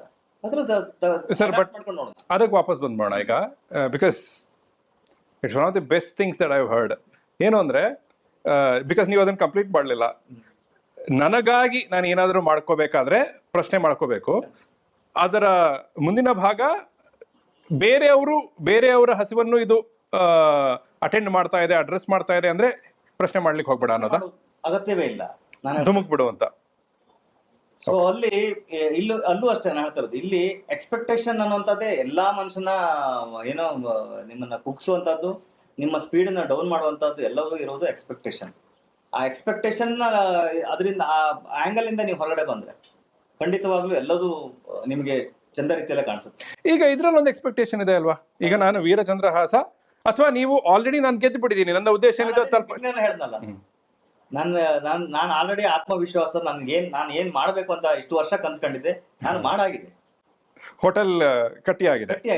ಅದ್ರ ಒಳಗಡೆ ಬಂದು ಜನ ಸಗುದು ಹೋದ್ರೆ ನಮ್ದು ಅದು ಖುಷಿ ಅಷ್ಟೇ. ನನ್ನ ಜವಾಬ್ದಾರಿ ಏನಿದೆ, ನಾನು ಏನ್ ಮಾಡ್ಬೇಕು ಅಂತ ಅನ್ಕೊಂಡಿದ್ದೀನಿ ಜವಾಬ್ದಾರಿ, ಆ ಜವಾಬ್ದಾರಿ ಮುಗಿಸಿದ್ದೇನೆ ನಾನು. ಈ ಆಂಗಲ್ ಅಲ್ಲೇ, ಅಂದ್ರೆ ತುಂಬಾ ಟ್ರಿಕ್ಕಿ ಈ ಆಂಗಲ್ ಅಲ್ಲೇ ಬದುಕೋದು. ಬಟ್ ನಾನು ತುಂಬಾ ವರ್ಷಗಳಿಂದ ಸ್ವಲ್ಪ ಸ್ಪೀಚ್ ಗಳನ್ನೆಲ್ಲ ಕೇಳ್ಕೊಂಡು ಒಂದಿಷ್ಟು ನಾನೇ ನನಗೆ ಕಡಿವಾಣ ಹಾಕೊಂಡು ಬಂದಿದ್ದೀನಿ, ಈ ರೀತಿಯಲ್ಲೇ ನಾನು ಬದುಕಬೇಕು ಅಂತ. ಅಂಡ್ ನಿಮಗೆ ಒಂದು ರೀತಿಯಲ್ಲಿ ಧೈರ್ಯನೂ ಹೆಚ್ಚು ನನ್ನ ಪ್ರಕಾರ ಆವರೇಜ್ ಗಿಂತ. ಅದನ್ನೇ ಸ್ವಲ್ಪ ಪ್ರೀತಿಯಿಂದ ಹೇಳೋದಾದ್ರೆ ಸ್ವಲ್ಪ ಹುಚ್ಚತನವೂ ಹೆಚ್ಚೆ. ನಾನು ಹೇಳ್ತಾ ಇರೋದು, ಭಾರತದ ಪ್ರತಿಯೊಬ್ಬ ಯಂಗರ್ ಏನಿದೆ ಎಲ್ಲರ ಹತ್ರ ಅಗಾಧವಂತ ಶಕ್ತಿ ಇದೆ. ಅವ್ರಿಗೆ ಬೇಕಾಗಿದ್ದು ಒಂದು ಕಾನ್ಫಿಡೆನ್ಸ್ ಲೆವೆಲ್ ಅಷ್ಟೇ. ಆ ಕಾನ್ಫಿಡೆನ್ಸ್ ಲೆವೆಲ್ ಇತ್ತಂತ ಹೇಳಿದ್ರೆ, ಎಕ್ಸಾಂಪಲ್ ಹೇಳಕ್ ಹೋದ್ರೆ, ₹10 ಒಟ್ಟು ಮಾಡಿದ್ರು, ಸಮಾನ ಮನಸ್ಸು ₹10 ಒಟ್ಟು ಮಾಡಿದ್ರು, ಯಾರ ಎಂತ ದೊಡ್ಡ ಸಮಸ್ಯೆಗಳನ್ನು ಬೇಕಾದ್ರೆ ಬಗೆಹರಿಸುವಂತ ತಾಕತ್ತಿದೆ. ಯಾವ ಸಮಸ್ಯೆಗಳು ನಮ್ಗೆ ದೊಡ್ಡದೇ ಅಲ್ಲ. ಸೊ ಬಟ್ ಆ ಸಮಾನ ನಮ್ಮ ಮನಸ್ಸಿನ ರೀತಿ ಇದೆಯಲ್ಲ, ಅದು ನಮ್ಮಲ್ಲಿ ಬಳಬೇಕು. ಸರ್, ಈಗ ಸ್ವಲ್ಪ ಫಿಲಂ ಹತ್ರಕ್ಕೆ ಬರೋಣ. ಅದಕ್ಕೆ ಮುಂಚೆ 2 ಪ್ರಶ್ನೆಗಳು. ಒಂದು, ಅಣ್ಣನಿಗಾಗಿ ಸಂಗೀತವನ್ನ ಕಲ್ತವ್ರು ನೀವು ಅಲ್ವಾ? ಬಟ್ ಅದಾದ ಮೇಲೆ ಶಾಸ್ತ್ರೀಯ ಸಂಗೀತವನ್ನು ಕಲಿಯೋ ಪ್ರಯತ್ನ ಏನೂ ಮಾಡಿಲ್ಲ. ಬಟ್ ಇವತ್ತಿನವರೆಗೂ ಅದು ಎಲ್ಲಾದ್ರೂ ನಿಮಗೆ ಒಂದು ಡಿಸ್ಅಡ್ವಾಂಟೇಜ್ ಆಗಿದ್ಯಾ? ಇಲ್ಲ. ಅಂದ್ರೆ ನಾನು ಅದೇ ಹೇಳ್ತಿರೋದು, ನಿಮ್ ಬಿಗಿನಿಂಗ್ ಅಲ್ಲಿ ರಾಗಗಳು ಹುಟ್ಟಿದ್ದು ಆವಾಗ ರಾಗಗಳು ಇರ್ಲಿಲ್ಲ. ಅದರಲ್ಲಿ ದಿನನಿತ್ಯ ಕಳೆದು ಏನೋ ಅನುಭವಗಳ ಜೊತೆಗೆ ಆ ಕಷ್ಟಗಳನ್ನ ದಾಟಿ ಬಂದವರು ರಾಗ ಹುಟ್ಟಾಕ್ತವ್ರು ಅಲ್ವೇ? ರಾಗ ಆಲ್ರೆಡಿ ಇದೆ, ಪ್ರಪಂಚದಲ್ಲೇ ಇದೆ. ಆ ಸನ್ನಿವೇಶಕ್ಕೆ ಬಂದಾವಾಗ ಅದನ್ನ ದಾಟಿ ಯಾರು ಬರ್ತಾನೋ ಅವನು ಅದಕ್ಕೊಂದು ನಾಮ ಕೊಟ್ಟಿದ್ದಾರೆ. ಆ ಅನುಭವದ ಅಭಿವ್ಯಕ್ತಿಯೇ ಕಲೆ. ಅವನು ಅದಕ್ಕೊಂದು ರಾಗ ಕೊಟ್ಟಿದ್ದಾನೆ, ಆ ರಾಗಕ್ಕೊಂದು ಹೆಸರು ಕೊಟ್ಟಿದ್ದಾನೆ. ಸೊ ರೀಸೆಂಟ್ ಈ ಸಿನಿಮಾದಲ್ಲಿ ನನಗೆ ಒಂದು ಐ ಓಪನ್ ಅದು. ಈ ಸಿನಿಮಾ ನಾವು ಸಿನಿಮಾದಲ್ಲಿ ನಾರ್ಮಲ್ ಆಗಿ ಮಿಶ್ರ ರಾಗಗಳನ್ನು ಮಾಡ್ತೀವಿ, ಅಂದ್ರೆ ಎಲ್ಲವೂ ಮಿಕ್ಸ್ ಆಗ್ತಾ ಹೋಗುತ್ತೆ. ಒಂದ್ ಸ್ವಲ್ಪ ಸಿನಿಮ್ಯಾಟಿಕ್ ವೇಯಲ್ಲಿ ನಾವು ಒಂದು ಟ್ರೈ ಮಾಡ್ತೀವಿ. ಬಟ್ ಒಂದು ಫಸ್ಟ್ ಟೈಮ್ ನನಗೆ ನಾನು ಅವ್ರ ಜೊತೆ ಕಂಪೋಸಿಂಗ್ ಕೂತಿ ಈ ತರ ಅಂದವಾಗ ಸರ್ ಇದು ಸ್ವಲ್ಪ ಮಿಶ್ರ ಆಗ್ತಾ ಇದೆಯಲ್ಲ. ಯಾರ ಜೊತೆ? ಯಕ್ಷಗಾನ ಕಲಾವಿದರ ಜೊತೆ, ಭಾಗವತರ ಮತ್ತೆ ನಮ್ಮ ಪ್ರಸಾದ್ ಮುಗಿಬಿಟ್ಟು ಅಂತ, ಅವ್ರ ಜೊತೆ ಕೂತಾವಾಗ ಇದು ಈಗ ಮಿಕ್ಸ್ ಆಗ್ತಾ ಇದೆಯಲ್ಲ, ಇದನ್ನ ನಾನು ಇನ್ನೊಂದು ವರ್ಷ ನಿಮ್ಗೆ ಪರಿಪೂರ್ಣ ರಾಗದಲ್ಲಿ ಹೇಳ್ತೀನಿ ಕೇಳಿ ಅಂದವಾಗ, ಶುದ್ಧ ರಾಗದಲ್ಲಿ ಹೇಳ್ದವಾಗ ಅದು ಒಳಗಡೆ ನಾಟದಂತ ರೀತಿ. ಸೊ ಅಂದ್ರೆ ನನ್ಗೊಂಥರ ಐ ಓಪನರ್. ಅದ್ರಲ್ಲಿ ಒಂದು 2-3 ರಾಗ, ಮೋಹನ ರಾಗ, ಅದಾದ್ಮೇಲೆ ವಾಸಂತಿ ರಾಗ, ತುಂಬಾ ಇದೆ. ಅಂದ್ರೆ ಅದ್ರದ್ದು ನಿಮ್ಗೆ ಬೇರೆ ತರದ ಒಂದು ಮೂಡನ್ನ ಕೊಡುತ್ತೆ. ಆಮೇಲೆ ಸನ್ನಿವೇಶಕ್ಕೆ ಈ ರಾಗ ಅದ್ ಯಾಕೆ ಆಪ್ಟ್ ಆಗುತ್ತೆ ಅಂತ ಇಷ್ಟು ವರ್ಷದಿಂದ ಮಾಡಿದಾರೆ ಅಂತ ಅದ್ರ ಗೊತ್ತಾಯ್ತು ನನಗೆ. ಅದು ಸುಮ್ನೆ ಕ್ರಿಯೇಟ್ ಆಗಿದ್ದಲ್ಲ, ಅದರ ಮೋಹನದಲ್ಲಿ ಒಂದು ಮೋಹಕ ಶಕ್ತಿ ಇದೆ. ಹೌದು. ಸೊ ಅಂದ್ರೆ ಪ್ರತಿಯೊಬ್ಬ ಮನುಷ್ಯನ ಹಿಡಿದಿಡುವಂತ, ನಾನು ಸಿನಿಮಾದಲ್ಲಿ ಅದನ್ನ ಇನ್ಫಾರ್ಮೇಶನ್ ಹಾಕುವಂತ ಅನ್ಕೊಂಡೆ, ಬಟ್ ಟೂ ಮಚ್ ಜನರಿಗೆ ಇನ್ಫಾರ್ಮೇಶನ್ ಕೊಟ್ಟಂಗಾಗುತ್ತೇನೋ ಅಂತ. ಅಂದ್ರೆ ಉದಾಹರಣೆಗೆ ಆ ಹಾಡ್ ಬರ್ತಾ ಎಡಗಡೆಗೆ ಇದು ಮೋಹನ ರಾಗ ಅಲ್ಲ, ನಾವು ಸ್ಮೋಕಿಂಗ್ ನೋಡೋ ಬದಲು ಸ್ಮೋಕಿಂಗ್ ವಾರ್ನಿಂಗ್ ನೋಡೋ ಬದಲು ಇದ್ರಾದ್ರು ನೋಡ್ತಾ ಇದ್ವಿ. ಆತರ ಮಾಡ್ಬೇಕು ಅಂತ ಅನ್ಕೊಂಡೆ, ಬಟ್ ಜನರಿಗೆಲ್ಲೋ ಅಂದ್ರೆ ಔಟ್ ಆಫ್ ದ ಬಾಕ್ಸ್ ಹೋಗ್ತಾರೇನೋ ಅಂತ ನಾನು ಅನ್ಕೊಂಡೆ. ಇನ್ನು ಅಥವಾ ಒಂದು ಇದು OST ನೋ ಏನಾದ್ರು ಮಾಡಿದಾಗ ಖಂಡಿತ ಅದು ಮಾಡ್ಬೋದು. ಪ್ಯೂರ್ ರಾಗದು ಅದ ಇಲ್ಲಿ ಏನಂತ ಹೇಳಿದ್ರೆ ಪ್ರತಿಯೊಬ್ಬ ಒಂದು ರಾಗಗಳು ಹುಟ್ಟಿದಂತ ಕಾಲಗತಿಯೂ ಇದೆ. ಈಗ ಉದಾಹರಣೆ ಎಕ್ಸಾಂಪಲ್ ನಾನು ಅನ್ಕೊಂಡಿದ್ದೆ, ಇವ್ರ ಜೊತೆ ಡಿಸ್ಕಸ್ ಮಾಡಿ ಆದ್ಮೇಲೆ ಒಂದು ವಾರ 10 ದಿವಸ ಅವ್ರ ಜೊತೆ ಕಳೆದಾದ್ಮೇಲೆ ನನ್ಗನ್ಸಿದ್ದು, ನನ್ನೊಳಗನೆ ಒಂದು ಅನಲೈಸ್ ಹುಟ್ಟಿದ್ದು. ಬಹುಶಃ ನಾನು ಹುಟ್ಟಿದ ಸಮಯಕ್ಕೆ ಯಾವ ರಾಗ ಏನು ಕಾಲಗತಿಯಲ್ಲಿತ್ತು ಆ ರಾಗ ನಂಗೆ ತುಂಬಾ ಇಷ್ಟ ಆಗ್ಬೋದು. ಸೊ ಈಗ ಹಾಗಾಗಿ ನಮ್ಗೆ ಒಂದು ಹಾಡು ಕೇಳ್ದವಾಗ ನಿಮ್ಗೆ ಒಂದೇ ಆ ಹಾಡು ನಿಮ್ಗೆ ಇಷ್ಟ ಆಗತ್ತೆ, ಒಂದೇ ನಿಮ್ಗೆ ಇಷ್ಟ ಆಗಲ್ಲ. ಆ ಹಾಡು ಒಂದೇ ನನಗೆ ಇಷ್ಟ ಆಗುತ್ತೆ, ಒಂದೇ ನನ್ಗೆ ಇಷ್ಟ ಆಗಲ್ಲ. ಈ ಎರಡೂ ಏನೋ ಡೈಮೆನ್ಷನ್ಗಳು ತಗೊಳ್ಳಿಕ್ಕೆ ಮೇನ್ ರೀಸನ್ನೇ ನನ್ನ ಲೆಕ್ಕದಲ್ಲಿ ಆ ನಾವು ಹುಟ್ಟಿದಂತ ಕಾಲಗತಿಯಲ್ಲಿ ಇದ್ದಂತ ರಾಗಗಳಿರ್ಬೋದು. ಅದು ತುಂಬಾ ಡೈಮೆನ್ಷನ್, ಅಥವಾ ನಮ್ಮ ರಾಶಿ ನಕ್ಷತ್ರ ಅದಕ್ಕೂ ಸಂಬಂಧವಿದೆ 100% ಇರ್ಬೋದು. ಇಲ್ಲಾಂದ್ರೆ ಆ ಮಟ್ಟದ ಫ್ರೀಕ್ವೆನ್ಸಿ ಒಂದು ರಾಗ ಕೇಳ್ದಾವಾಗ ನಮ್ಮ ಒಳಗಡೆ ಅದು ಒಂದು ಮೋಟಿವೇಶನ್ ಕ್ರಿಯೇಟ್ ಮಾಡ್ಬೇಕಂತ ಹೇಳಿದ್ರೆ. ನನಗೆ ಇದು ಹೇಳಿ, ಅಯ್ಯೋ ನೀವು ಫ್ರೀಕ್ವೆನ್ಸಿ ಇರೋ ಪದವನ್ನು ಬಳಸೋದಲ್ಲ, ನನಗೆ ಕೆಲವು ಹಾಡುಗಳು ಅದಕ್ಕೆ ನನಗೆ ಸ್ವಲ್ಪ ಸಾಹಿತ್ಯ ಪ್ರಿಯನು ಕೂಡ, ನನಗೆ ಬೇರೆ ಯಾರಿಗೂ ಅಳು ಬರ್ತಿರಲ್ಲ, ನಂಗೆ ಅಳು ಬಂದ್ಬಿಡುತ್ತೆ. ಅದೇ it is very very personal. But ಅದನ್ನ ಯಾಕೆ ಅಂತ ನನ್ಗಂತ ಗೊತ್ತಿಲ್ಲ. ನಾನು ಪದೇ ಹೋಗ್ತೀನಿ, ಅಂದ್ರೆ ಈ ತರ 1000 ಹಾಡುಗಳು ಪದೇ ಏನಿದೆ ಅದರಲ್ಲಿ ಅಂತ ನಾನು ಇತ್ತೀಚೆಗೆ ಸ್ವಲ್ಪ ಹುಡುಕ್ಲಿಕ್ಕೆ, ಯಾಕೆ ಈ ಒಂದು ಅಂತಲ್ಲ, ಈ ಹಾಡು ಕೇಳಿದಾಗ ಅಳು ಬಂತು, ಯಾಕೆ ಬಂತು ಅಂತ ಸ್ವಲ್ಪ ಹುಡುಕ್ಲಿಕ್ಕೆ ಹೋಗಿದ್ದೀನಿ. But magical, it will connected, ಅಂದ್ರೆ we are connected with the nature. So ಆ ನೇಚರ್ ಇಂದ ಬಂದಂತ ರಾಗಗಳದು, ಆ ರಾಗಗಳನ್ನ ಆ ಅನುಭವದ ಮೂಲಕ ಅವ್ರು ನಮ್ಗೆ ಕೊಟ್ಟಿದ್ದಾರೆ. ಸೊ ಇವೆಲ್ಲ ಈ ರಿಯಾಲಿಟಿ ಅನ್ನುವಂಥದ್ದು ಯಕ್ಷಗಾನದ ಗೊತ್ತದು. ನಾನು ಹೇಳ್ತಾ ಇರೋದು ಈ ರಿಯಾಲಿಟಿ ಜನರಿಗೆ ಗೊತ್ತಾದ್ರೆ, ಮೇ ಬಿ ಒಂದು ಸಿನಿಮಾ ಸಂಪೂರ್ಣವಾಗಿ ಮೋಹನ ರಾಗದಲ್ಲೇ ಇರ್ಬೋದು. ಅಂದ್ರೆ ಅದ್ರದ್ದು ಗೊತ್ತಾದ್ರೆ ಒಂದು ಸಿನಿಮಾ ಕಂಪ್ಲೀಟ್ ಆಗಿ ವಾಸಂತಿ ರಾಗದಲ್ಲೇ ಮಾಡೋ ತರನು, ಒಂದ್ ಸಿನಿಮಾ ಕಂಪ್ಲೀಟ್ ಭೈರವಿ ರಾಗದಲ್ಲೋ ಮಾಡೋ ತರನು, ಈ ತರದ ಎಕ್ಸ್ಪೆರಿಮೆಂಟ್ ಮಾಡ್ಲಿಕ್ಕೆ ಒಂದು ಹಲವಾರು ಡೈಮೆನ್ಷನ್ ನನಗೆ ಓಪನ್ ಆದಂಗೆ ಆಯ್ತು. ಐ ಓಪನರ್ ನನಗೆ ಇದ್ರಲ್ಲಿ ಸಂಗೀತ ಕ್ಷೇತ್ರದಲ್ಲಿ ಇವ್ರ ಜೊತೆ ಕಳೆದಿದ್ದು. ಅಂದ್ರೆ ಇಷ್ಟೊಂದು ವಿಷಯಗಳು ಇರುವಂತ ಯಕ್ಷಗಾನನ ಯಾಕೆ ನಾನು ಇಷ್ಟು ಅಂದ್ರೆ ಮೇ ಬಿ ಟೈಮ್, ಅದು ಎಲ್ಲದಕ್ಕೂ ನಾವು ಅನ್ಕೊಂಡಿದ್ದಕ್ಕೂ ಅದು ಟೈಮ್ ಕೂಡಿ ಬರ್ಬೇಕಂತ. ಸೊ ಎಲ್ಲೋ ಇಷ್ಟು ವರ್ಷ ಇದನ್ನ ಗೊತ್ತಾಗದೆ ಹೊರಗುಳಿತಲ್ಲ. ಸೊ ಉಳಿದ ಭಾಗದವ್ರಿಗೆ ಅಂದ್ರೆ ಕರಾವಳಿ ಮೂಲದ ನಮ್ಗೆ ಗೊತ್ತಿಲ್ದಂಗೆ ನಾವು ರಾತ್ರಿ ಮಲಗ್ದಾವಾಗ್ಲೂ ನಿದ್ದೆ ಕಣ್ಣಿದ್ದಾವಾಗೋ ನಮ್ಗೆ ಗಾಡಿ ಮೂಲಕ ಅದು ಉಣಬಡಿಸಿದೆ. ಸೊ ನಾವು ಅದೃಷ್ಟವಂತರು. ಇವತ್ತಿಗೆ ಏನಾದ್ರು ಒಂದು ಸಂಗೀತದಲ್ಲಿ ಏನೋ ಇಟ್ಕೊಂಡು ಮಾಡ್ತಾ ಇದ್ದೀನಿ ನಾನು ಹೇಳಿದ್ರೆ ಜಸ್ಟ್ ಬಿಕಾಸ್ ಆಫ್ ಯಕ್ಷಗಾನ. ಅವರ ತಾಳಮತ್ಲೆ ಆಗಿರ್ಬೋದು, ಯಕ್ಷಗಾನ ಆಗಿರ್ಬೋದು, ನಮ್ಮ ಭಕ್ತಿಗೀತೆಗಳಾಗಿರ್ಬೋದು, ಎಲ್ಲವೂ ಸಂಗೀತದಲ್ಲಿ ಯಾರು ಅದಕ್ಕೆ ಕನೆಕ್ಟ್ ಆಗಿರ್ತಾರೆ ಅವರಿಗೆ, ಅಂದ್ರೆ ನನಗೆ ಗೊತ್ತಿದ್ದಂಗೆ ಒಂದು ಬೇರೆ ಡಿವೈನ್ ಅದು. ಅವ್ರಿಗೆ ಬೇರೆ ಯಾವ್ದು ನಿಮ್ಗೆ ಹೈ ಡೋಸೇಜ್, ಬೇರೆ ಯಾವ ಡೋಸೇಜ್ ನಿಮ್ಗೆ ಅವ್ರಿಗೆ ತಾಗಲ್ಲ. ನಿಜ ನಿಜ ನಿಜ ನಿಜ. ಸೊ ಹಾಗಾಗಿ ನೀವು ಯಾರೇ ಸಂಗೀತಗಾರ ನೋಡಿ, ಅವರು ಸಂಗೀತಗಾರ ಜೊತೆಗೆ ಅವ್ರ ಜೊತೆಗೆ ಗ್ರೂಪ್ ಅಲ್ಲೇ ಇದ್ಬಿಡ್ತಾರೆ, ಬೇರೆ ಇದ್ರ ಜೊತೆಗೆ ಅವ್ರು ಬೇರೆಯಕ್ಕೆ ಹೋಗಲ್ಲ. ಸೊ ಅದೊಂದು ಬ್ಯೂಟಿಫುಲ್ ಡಿವೈನ್. ಈ ಡಿವೈನ್ಗೆ ಇಡೀ ಪ್ರಪಂಚ ಬರ್ಲಿ ಅಂತ ನನ್ನ ಲವ್ಲಿ. ಸರ್, ಸ್ವಲ್ಪ ನಮಗೆ ನನ್ನಂತವನಿಗೆ, ನಾನು ಬೆಂಗಳೂರಿನವನು, ನಾನು ಇಲ್ಲಿವರೆಗೂ ಅನ್ಫಾರ್ಚುನೇಟ್ಲಿ ಯಾವುದೇ ಯಕ್ಷಗಾನ ಒಂದು ಪ್ರದರ್ಶನವನ್ನ ನೋಡಿಲ್ಲ. ಸ್ವಲ್ಪ ನಮಗೆ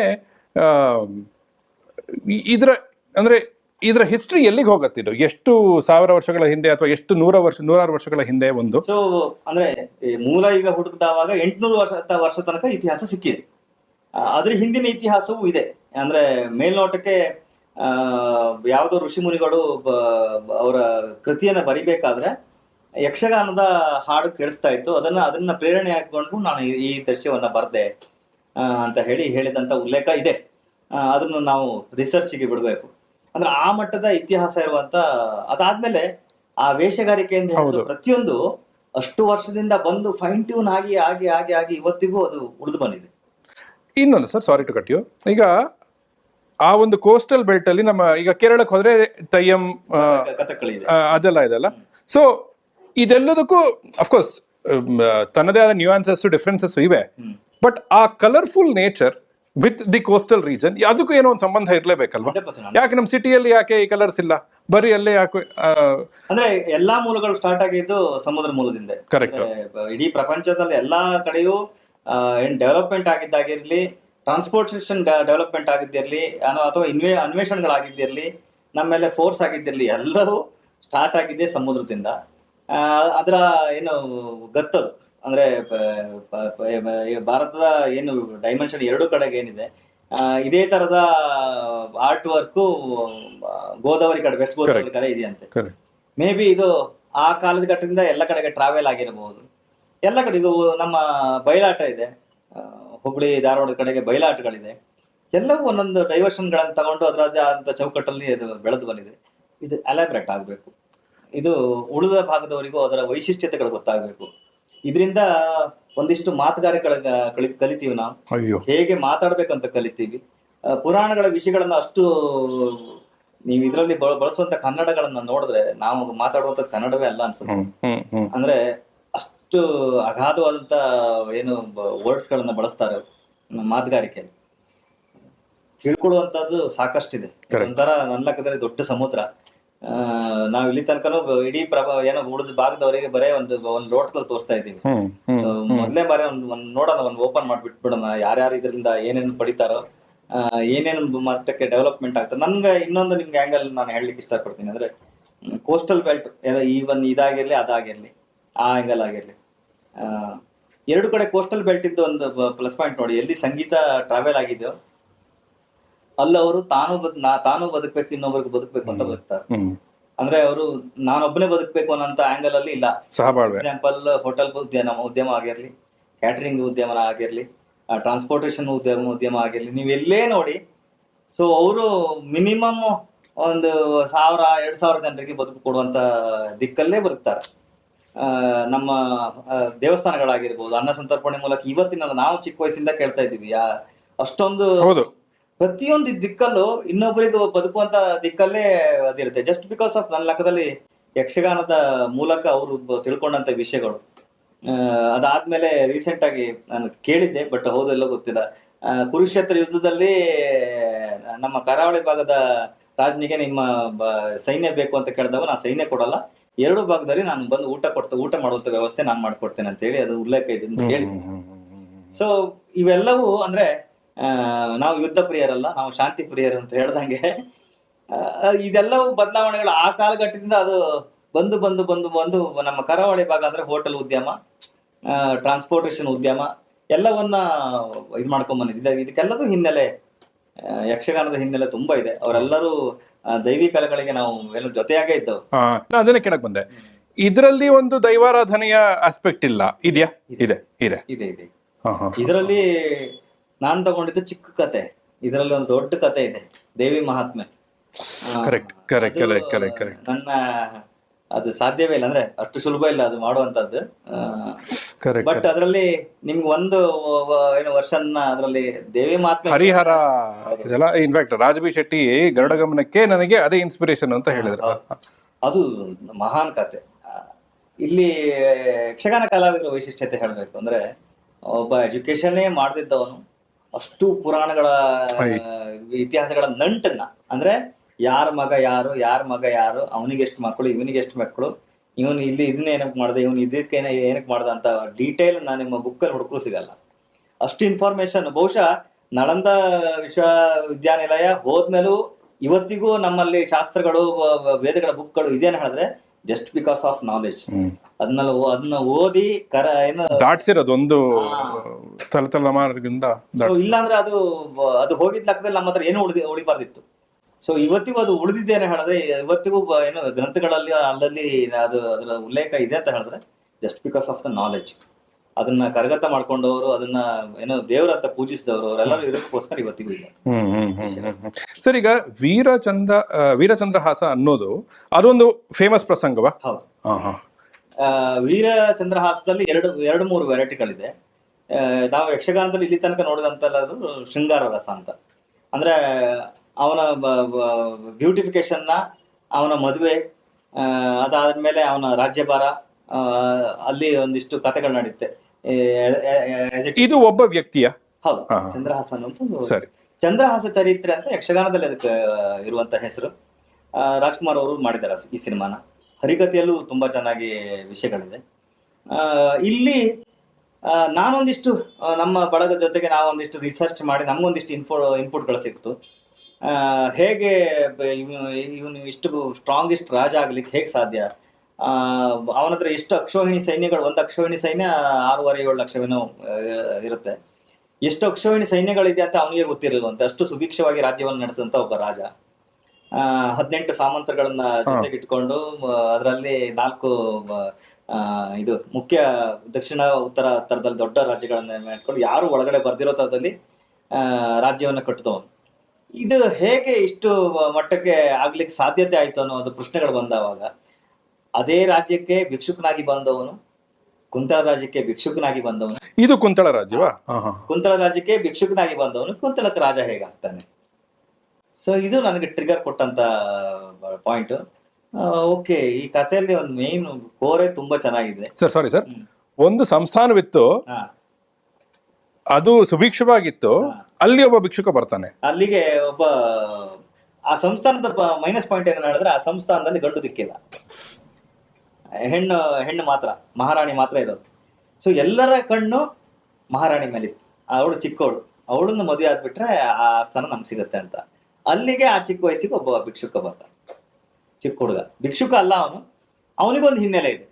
ಸೊ ಅವನು ರಾಜ್ಯ ಎಲ್ಲ ಅವನು ರಾಜನೇ ಒಂದು ಕಾಲದಲ್ಲಿ, ಅದಕ್ಕೂ ಒಂದು ಹಿನ್ನೆಲೆ ಕಥೆ ಇದೆ. ಆ ಕಥೆ ವಂಡರ್ಫುಲ್ ಆಗಿದೆ. ಸೊ ಸುಮಾರು ಏನೋ ಪ್ರಯೋಗಗಳೆಲ್ಲ ಆಗಿ ಆಗಿ ಆಗಿ ಆಗಿ ಅವನು ರಾಜ್ಯವೆಲ್ಲ ಹೋಗಿ ಆ ಚಿಕ್ಕ ಹುಡುಗ ಊರು ಸುತ್ತಿ ಎಲ್ಲಿ ಅವನ ರಾಜ್ಯ ಹಾಳಾಯ್ತೋ, ಯಾರು ಹಾಳು ಮಾಡಿದ್ರು ಆ ರಾಜ್ಯಕ್ಕೆ ಬರ್ತಾನೆ. ಸೊ ಇದು ವಿಧಿಲಿಖಿತ ತರ. ಸೊ ಅದು ಹೆಂಗ್ ಡೆಸ್ಟಿನಿ ಬರ್ದಿದ್ದಾರೆ ಅವನಿಗೆ ಗೊತ್ತಿಲ್ಲ. ಅವನ್ ಚಿಕ್ಕ ವಯಸ್ಸಿಂದ ಅವನಿಗೆ ಗೊತ್ತಿಲ್ಲ ನನ್ನ ರಾಜ್ಯ ಹಾಳು ಮಾಡಿದವರು ಇವರು, ಈ ರಾಜ್ಯಕ್ಕೆ ಬಂದು ಈ ರಾಜ್ಯದಲ್ಲಿ ಭಿಕ್ಷುಕನಾಗಿ ಆಗಿ ಬಂದು ಈ ರಾಜ್ಯಕ್ಕೆ ರಾಜ ಆಗ್ತೀನಿ ಅಂತ ಅವನಿಗೆ ಗೊತ್ತಿಲ್ಲ. ಡೆಸ್ಟಿನಿ. ಸೊ ಇವೆಲ್ಲವೂ ಒಳಗಡೆ ಒಂದು ಪಾಸಿಟಿವ್ ಎನರ್ಜಿ ಕ್ರಿಯೇಟ್ ಮಾಡುತ್ತೆ. ಲವ್ಲಿ. ನೀವು ಹೇಳ್ತಿರ್ಬೇಕಂದ್ರೆ ಅದ್ಭುತವಾಗಿದೆ. ಬಟ್ ಇದು ಸ್ವಲ್ಪ ಅನ್ಯಾಯ, ನನಗೆ ನಮ್ಮ ಪಠ್ಯ ಪುಸ್ತಕದಲ್ಲಿ ಇರ್ಲೇ ಇರ್ಲಿಲ್ಲ ಅಲ್ಲ. ಈ ತರದ ಸಾಕಷ್ಟು ಕಥೆಗಳಿದೆ. ನಾನು ಹೇಳಿದ್ದು ಈ ಸಿನಿಮಾ ಒಂದು ಐ ಓಪನರ್. ಏನಕ್ಕಂತ ಹೇಳಿದ್ರೆ ಎಷ್ಟೋ ಪುರಾಣಗಳ ವಿಷಯಗಳು, ನಮಗೆ ತಿಳಿಯದ ವಿಷಯಗಳು ಪುರಾಣದಲ್ಲಿದೆ. ಒಂದು ಯಕ್ಷಗಾನ ಪ್ರಸಂಗನ ನೀವು ಆಡಿಸಿ ಅದನ್ನ ಡಾಕ್ಯುಮೆಂಟ್ರಿ ಮಾಡಿದ್ರೆ ಸಾಕು. ಇಷ್ಟು ಭಂಡಾರದ ಶಬ್ದ ಭಂಡಾರದ ಜೊತೆಗೆ ವಿಷಯ ಭಂಡಾರ ಸಿಗುತ್ತೆ. ಇದು ಆಗ್ಬೇಕು. ಹತ್ರ ನನ್ಗೆ ಗೊತ್ತಿದ್ದಂಗೆ ಮೋರ್ ದನ್ ಒಂದು 2 lakhs ಕತೆ ಇದೆ, ಒಂದು 2 ಲಕ್ಷದ ಮೇಲೆ ಕತೆ ಇರ್ಬೋದು. ಇವೆಲ್ಲವೂ ಎಲ್ಲರಿಗೂ ಸಿಗೋ ತರ ಆದ್ರೆ ಅದ್ರ ಬಗ್ಗೆ ರಿಸರ್ಚ್ ಪಾಯಿಂಟ್ಗಳು ಹುಟ್ಟಿದ್ರೆ ನಿಮ್ಗೆ ಆ ಗತಕಾಲದಲ್ಲಿ ನಡೆದಂತ ವೈಭವಗಳ ಬಗ್ಗೆ ಕಣ್ಣೆದ್ರಿಗೆ ಪಿಕ್ಚರ್ ಬರುತ್ತೆ. ಇಷ್ಟು ಬ್ಯೂಟಿಫುಲ್ ಆರ್ಟ್. ಇದನ್ನ ಏನಾದ್ರು ಮಾಡ್ಬೇಕು ಅಂತ ಹೊರಟಿದ್ದು. ರಾತ್ರಿಯಲ್ಲಿ ನಡೆಯೋದು ಯಾತಕ್ಕೆ ಯಕ್ಷಗಾನ? ಯೂಶಲಿ ಆ ಕಾಲಘಟ್ಟದಲ್ಲಿ ಡೇಲೆಲ್ಲ ಕೆಲಸ ಮಾಡ್ತಾ ಇದ್ರು. ನೈಟ್ ಆದ್ರೆ ದೊಂದಿ ಬೆಳಕಲ್ಲಿ ಯಕ್ಷಗಾನವನ್ನು ಮಾಡ್ತಾ ಇದ್ರು. ಅದಾದ್ಮೇಲೆ ಬೆಳಗಿನ ತನಕ ಮಾಡೋ ಯಕ್ಷಗಾನ ಮಾಡೋದಕ್ಕೂ ಒಂದು ಕಾರಣ ಇತ್ತು.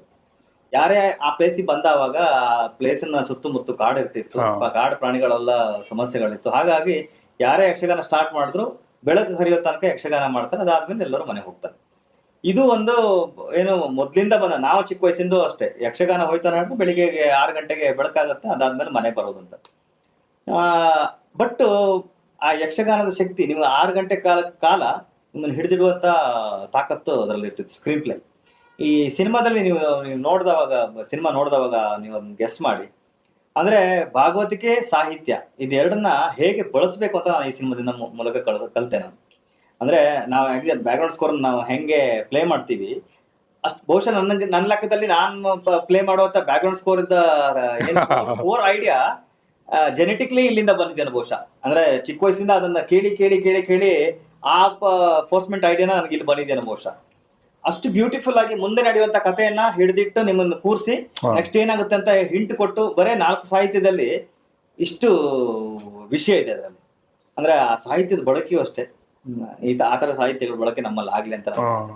ಸರ್, ಇದು ಮೂಲತಃ ಗದ್ಯ ಪದ್ಯ ಎರಡು ಮಿಕ್ಸ್ ಆಗಿರತ್ತಾ? ಪದ್ಯ. ಪದ್ಯನೇ. ಸೊ ಭಾಗವತರು ಏನ್ ಹೇಳ್ತಾ ಇದಾರೆ, ಅದು 6 ಗಂಟೆ ಕಾಲ ಪದ್ಯ, ಒಂದು ಪದ್ಯವೇ. ಸೊ ಅದೇನಾಗುತ್ತೆ ಯಕ್ಷಗಾನದಲ್ಲಿ ಹೇಗಿದೆ ಹೇಳಿದ್ರೆ, ಒಂದು ಪದ್ಯ ಆಗುತ್ತೆ, ಪದ್ಯ ಆದ್ಮೇಲೆ ಅದನ್ನ ವಿಮರ್ಶೆ ಮಾಡ್ತಾರೆ. ಸೊ ಪದ್ಯದಲ್ಲಿ ಏನಾಯ್ತು ಅಂತ. ಇಲ್ಲಿ ನಾನು ಆ 3 ಗಂಟೆ ಟೈಮು ಏನು ರಿಪೀಟೆಡ್ ಆಗುತ್ತೆ, ಆ ಇನ್ಫಾರ್ಮೇಶನ್ ನಮ್ಮ ಅಪ್ಪನ ಕೊಡ್ತಾರೆ, ಅದನ್ನ ಅವ್ರ ಜೊತೆ ಕೂತ್ಕೊಂಡು ಕಟ್ ಆಫ್ ಮಾಡ್ಕೊಂಡು, ಸೊ ಬ್ಯೂಟಿಫುಲ್ ಆಗಿ ಕೂತವನಿಗೆ ಆ ಪದ್ಯ ಕೇಳಿದಾಗ ಆಗ್ಬೇಕು, ಕಥೆನೂ ಮುಂದುವರಿಬೇಕು, ಪದ್ಯ ಕೇಳಿದಾಗ ಆಗ್ಬೇಕು, ಕಥೆ ಮುಂದುವರಿಬೇಕು. ಈ ತರ ಪದ್ಯ ಹಾಡಬೇಕಾಗ್ಲು ಅಂಡ್ ಅದರ ಎಕ್ಸ್ಪ್ಲನೇಷನ್ ಕೊಡಬೇಕಾಗ್ಲು ಕೊಡುವ ಸಂದರ್ಭದಲ್ಲೂ ಅಲ್ಲಿ ಕಲಾವಿದರು ಯಾರಿದಾರೋ ಅವ್ರು ಅದನ್ನ ನೃತ್ಯ ಆಗ್ಲಿ ನಟನೆ ಆಗ್ಲಿ ಮಾಡ್ತಾನೆ ಇರ್ತಾರೆ. ಇದು ಯಾರು ಬರ್ದಿದ್ ಸ್ಕ್ರಿಪ್ಟ್ ಅಲ್ಲ, ಇದು ಪುರಾಣದಲ್ಲಿ ಇರುವಂತ ಕತೆ, ಇವತ್ತಿಗೂ ನಡೆದಂತ ಕತೆ. ಕರೆಕ್ಟ್. ಈಗ ಒಂದು ಮೇಳದವರು ವೀರಚಂದ್ರಹಾಸವನ್ನ ಒಂದು ರೀತಿಯಲ್ಲಿ ಮಾಡಿದ್ರೆ ಇನ್ನೊಬ್ರು ಬೇರೆ ರೀತಿಯಲ್ಲಿ ಮಾಡ್ಬೋದು.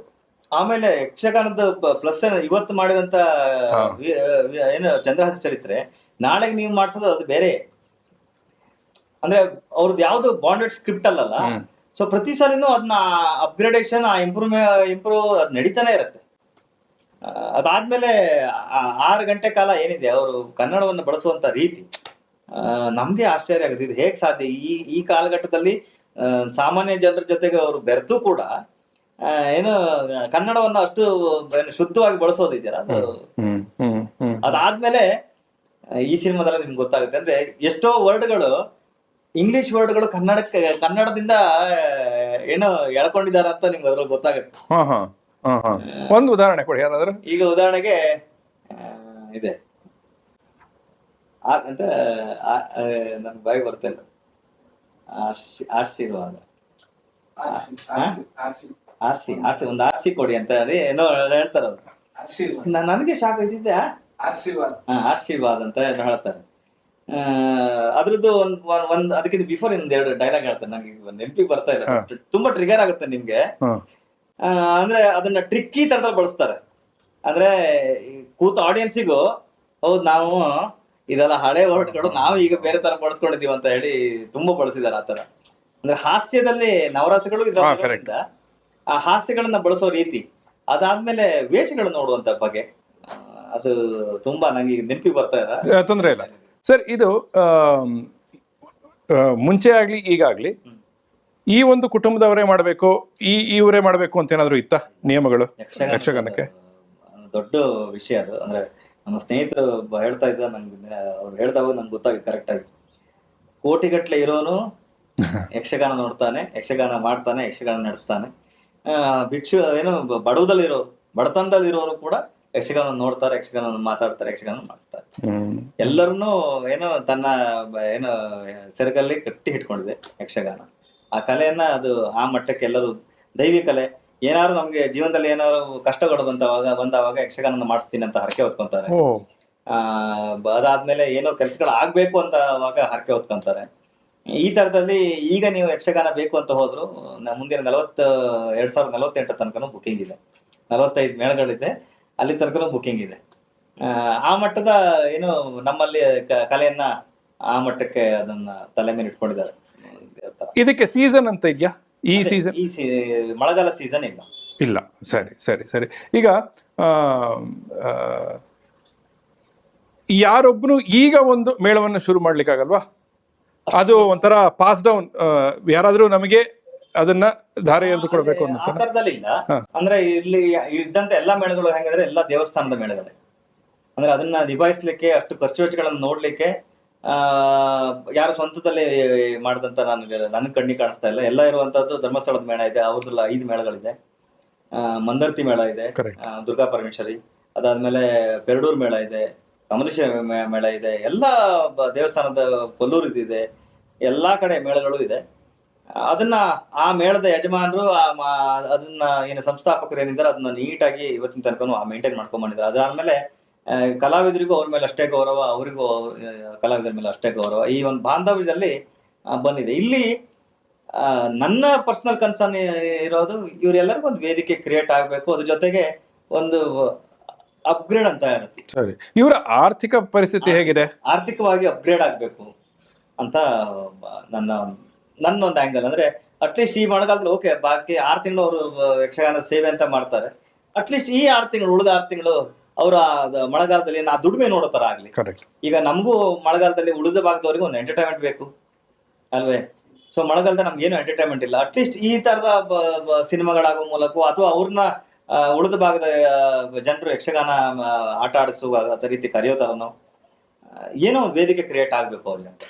ಇದರಲ್ಲಿ ಯಕ್ಷಗಾನವನ್ನ ಒಂದು ಆಧುನೀಕೃತ ಪಡಿಸೋದ್ರಲ್ಲಿ ಅದಕ್ಕೇನು ಶಿಷ್ಟಾಚಾರ ಏನಿಲ್ಲ, ಅಂದ್ರೆ ಇದು ಮಾಡಬೇಕು ಇದು ಮಾಡಬಾರ್ದು ಮಡಿ ಮೇಲ್ಗೆ ಇದೆ? ಶಿಷ್ಟಾಚಾರ ಇದೆ.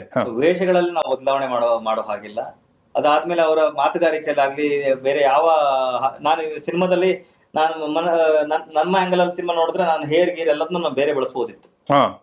ಸೊ ಈ ಹೇರ್ಗಳಾಗ್ಲಿ ಅಥವಾ ಮೀಸೆಗಳಾಗ್ಲಿ ಸಿನಿಮಾ ಆಂಗಲ್ ನಾನು ಬಳಸಬಹುದಾಗಿತ್ತು. ನಾನು ಯಾವ್ದನ್ನು ಬಳಸಿಲ್ಲ. ಅವರ ಒರಿಜಿನಲ್ ಯಕ್ಷಗಾನ ಅವ್ರು ಹೇಗೆ ಇಲ್ಲಿಂದ ದಾರದಲ್ಲಿ ಕಟ್ತಾರೆ, ಸೊ ಅವೆಲ್ಲವನ್ನೂ ಅದೇ ರೀತಿ ಏನು ಅದರಲ್ಲಿ ಯಾವ ಬದಲಾವಣೆ ನಾನು ಮಾಡಿಲ್ಲ. ನಾನು ಬದಲಾವಣೆ ಮಾಡಿದ್ದು ಕಲಾವಿದರು ಅವರ ವೇಷಭೂಷಣಗಳನ್ನೆಲ್ಲ ಬಿಟ್ಟು ಉಳಿದ ಭಾಗದಲ್ಲಿ ನಿಮ್ಮನ್ನ ರಂಜಿಸಬಹುದು.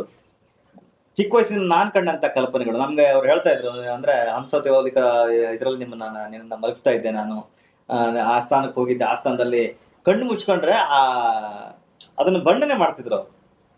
ಇಂದ್ರನ ಆಸ್ಥಾನಕ್ಕೆ ಹೋಗಿ ಬಂದೆ ನಾನು, ಆಸ್ಥಾನದಲ್ಲಿ ಹೆಂಗಿತ್ತಾನೆ ಹೇಳಿದ್ರೆ ಅದ್ರದ್ದು ಕಂಬದಲ್ಲಿ ಪ್ರತಿ ಕಂಬದ ಮೇಲೆ ಈ ತರ ಇತ್ತು, ಈ ತರ ನಕಾಶೆ ಇತ್ತು, ಪ್ರತಿಯೊಂದನ್ನು ನಿಮ್ಮನ್ನ ಬಣ್ಸಿ ಹೇಳ್ತಾರೆ. ಅದು ನಮ್ಮ ಒಳಗಡೆ ವಿಷನರಿ ಕ್ರಿಯೇಟ್ ಮಾಡಿದಂತ ದಿನಗಳವಲ್ಲ ಸರ್. ನೀವು ಈಗ ಈ ರೀತಿಯ ಒಂದು ಇನ್ನೊಂದು ಯಕ್ಷಗಾನಕ್ಕೆ ಆ 6 ಗಂಟೆಗಳ ಕಾಲದಲ್ಲಿ ಏನಾದ್ರು ಫಾರ್ಮ್ಯಾಟ್ ಇದೆಯಾ? ಅಂದ್ರೆ ನಮ್ಮ ಸಿನಿಮಾಗಳಲ್ಲಿ ಹೇಗೆ ಇಂಟರ್ವೆಲ್ ಅಥವಾ ಏನೋ first act, second act, third act? ಇಲ್ಲ, ಇದರಲ್ಲಿ 2 ಬರುತ್ತೆ. ಒಂದು ಯಕ್ಷಗಾನ ಶುರು ಆಗುತ್ತೆ, ಅದಾದ್ಮೇಲೆ 2ನೇ ವೇಷ ಅಂತ ಹೇಳ್ತಾರೆ. 2ನೇ ವೇಷ ಅಂತ ಹೇಳಿದ್ರೆ ಅದು ಅಲ್ಲಿಗೆ ಒಂದು ಅರ್ಧ ಆಯ್ತು, ಇನ್ನು ಅರ್ಧ ಬಾಕಿ ಇದೆ ಅಂತ. ಅಲ್ಲಿಗೆ ಅವರ ಶ್ರುತಿಯಲ್ಲೂ ಅಷ್ಟೇ. ಈಗ ಅಲ್ಲಿ ತನಕ ಈಗ ಬಿಳಿ 3ರಲ್ಲಿ ಅವ್ರು ಮಾಡೋದಿದ್ರೆ ಅದ್ರ ನಂತರ ಬಿಳಿ 5ಕ್ಕೋ ಬಿಳಿ 6ಕ್ಕೋ ಹಿಂಗ್ ಹೋಗ್ತಾರೆ. ಅದು ಮೇಲ್ ಹೋಗುತ್ತೆ, ಕೆಳಗೆ ಹೋಗುತ್ತೆ, ಮೇಲ್ ಹೋಗುತ್ತೆ. ಅಂದ್ರೆ ನಿಮ್ಮನ್ನ ಇನ್ನೂ ಎಂಗೇಜಿಂಗ್ ಆಗಿ ಕೂರ್ಸ್ಕೊಳ್ಳಿಕ್ಕೆ ಚೇಂಜ್ ಮಾಡ್ತಾರೆ. ಆವಾಗ ಈ ಭಾಗವತರು ಒಳಗಡೆ ಹೋಗಿ ನಿದ್ರೆ ಮಾಡ್ತಾರೆ, ಆ ಭಾಗವತರು ಬರ್ತಾರೆ. ಸೊ 3 ಗಂಟೆ ಮೇಲೆ ಇವ್ರಿಗೆ ಏನಾದ್ರು ಸ್ಟೈನ್ ಆಯ್ತಾ ನೋಡ್ರೆ, ಆ ಪಿಕ್ಚರ್ ಹಾಡಕ್ ಸ್ಟಾರ್ಟ್ ಆಗಿ ಪೈನ್ ಸ್ಟೈನ್ ಆಯ್ತಾ ಹೇಳಿದ್ರೆ ಆ ಭಾಗವತರು ಮತ್ತೆ ಪುನಃ ಬರ್ತಾರೆ. ಇಬ್ಬರಿಗೂ 2 ಗೊತ್ತಿರ್ಬೇಕು. ಸೊ ಅದು ಅವರು ಮ್ಯೂಚುವಲ್ ಅಂಡರ್ಸ್ಟ್ಯಾಂಡಿಂಗ್. ಸೊ ಈಗ ಇದು ಇದೆ, ಚಂದ್ರಹಾಸ ಚರಿತ್ರೆ ಇದೆ. ಸೊ ಅದರಲ್ಲಿ ನಿಮಗೆ ಅಧಿಕಾರ ಇದ್ದದ್ದು ಏನಾದ್ರೂ ತೆಗಿಯಕ್ಕೆ ಹೊರತು ಆಡ್ ಮಾಡ್ಲಿಕ್ಕೆ ಅಧಿಕಾರ ಆಯ್ತಾ? ಆಡ್ ಮಾಡಿ ಕಥೆನ ಹೇಗ್ ಬೇಕಾದ್ರೆ ಮಾಡ್ಬೋದು. ಅಂದ್ರೆ ಮೂಲ ಕಥೆಯನ್ನ ಬದಲಿಸುವನ್ನ ಬಿಟ್ಟು ಅದನ್ನ ಕ್ಯಾರೆಕ್ಟರ್ನ ಎಲಿವೇಶನ್ ಮಾಡ್ಲಿಕ್ಕೆ, ಕ್ಯಾರೆಕ್ಟರ್ನ ನಿಮ್ಗೆ ಇನ್ನೂ ಖುಷಿ ಪಡಿಸ್ಲಿಕ್ಕೆ ಕಥೆಯಲ್ಲಿ ನಮ್ಗೊಂದು ಒಳ್ಳೆ ಆಧಾರ ಸಿಕ್ತು. ಅವನ ಕೈಯಲ್ಲಿ ಇದನ್ನ ಏನೋ ಇದು ಸಿಗುತ್ತೆ, ಅವನಿಗೆ ಸಾಲಿಗ್ರಾಮ ಮಣಿ ಸಿಗುತ್ತೆ, ಅದಕ್ಕೊಂದು ಹಿನ್ನೆಲೆ ಕಥೆ ಇದೆ. ನಾವು ಆ ಕಥೆನ ತೋರಿಸಿಲ್ಲ, ಅದನ್ನ ಸಿನಿಮಾ ಬಿಗಿನಿಂಗ್ ಅಲ್ಲೇ ನಿಮ್ಗೆ ಒಂದು ಕ್ಲಿಪ್ ತೋರಿಸ್ಬಿಟ್ವಿ.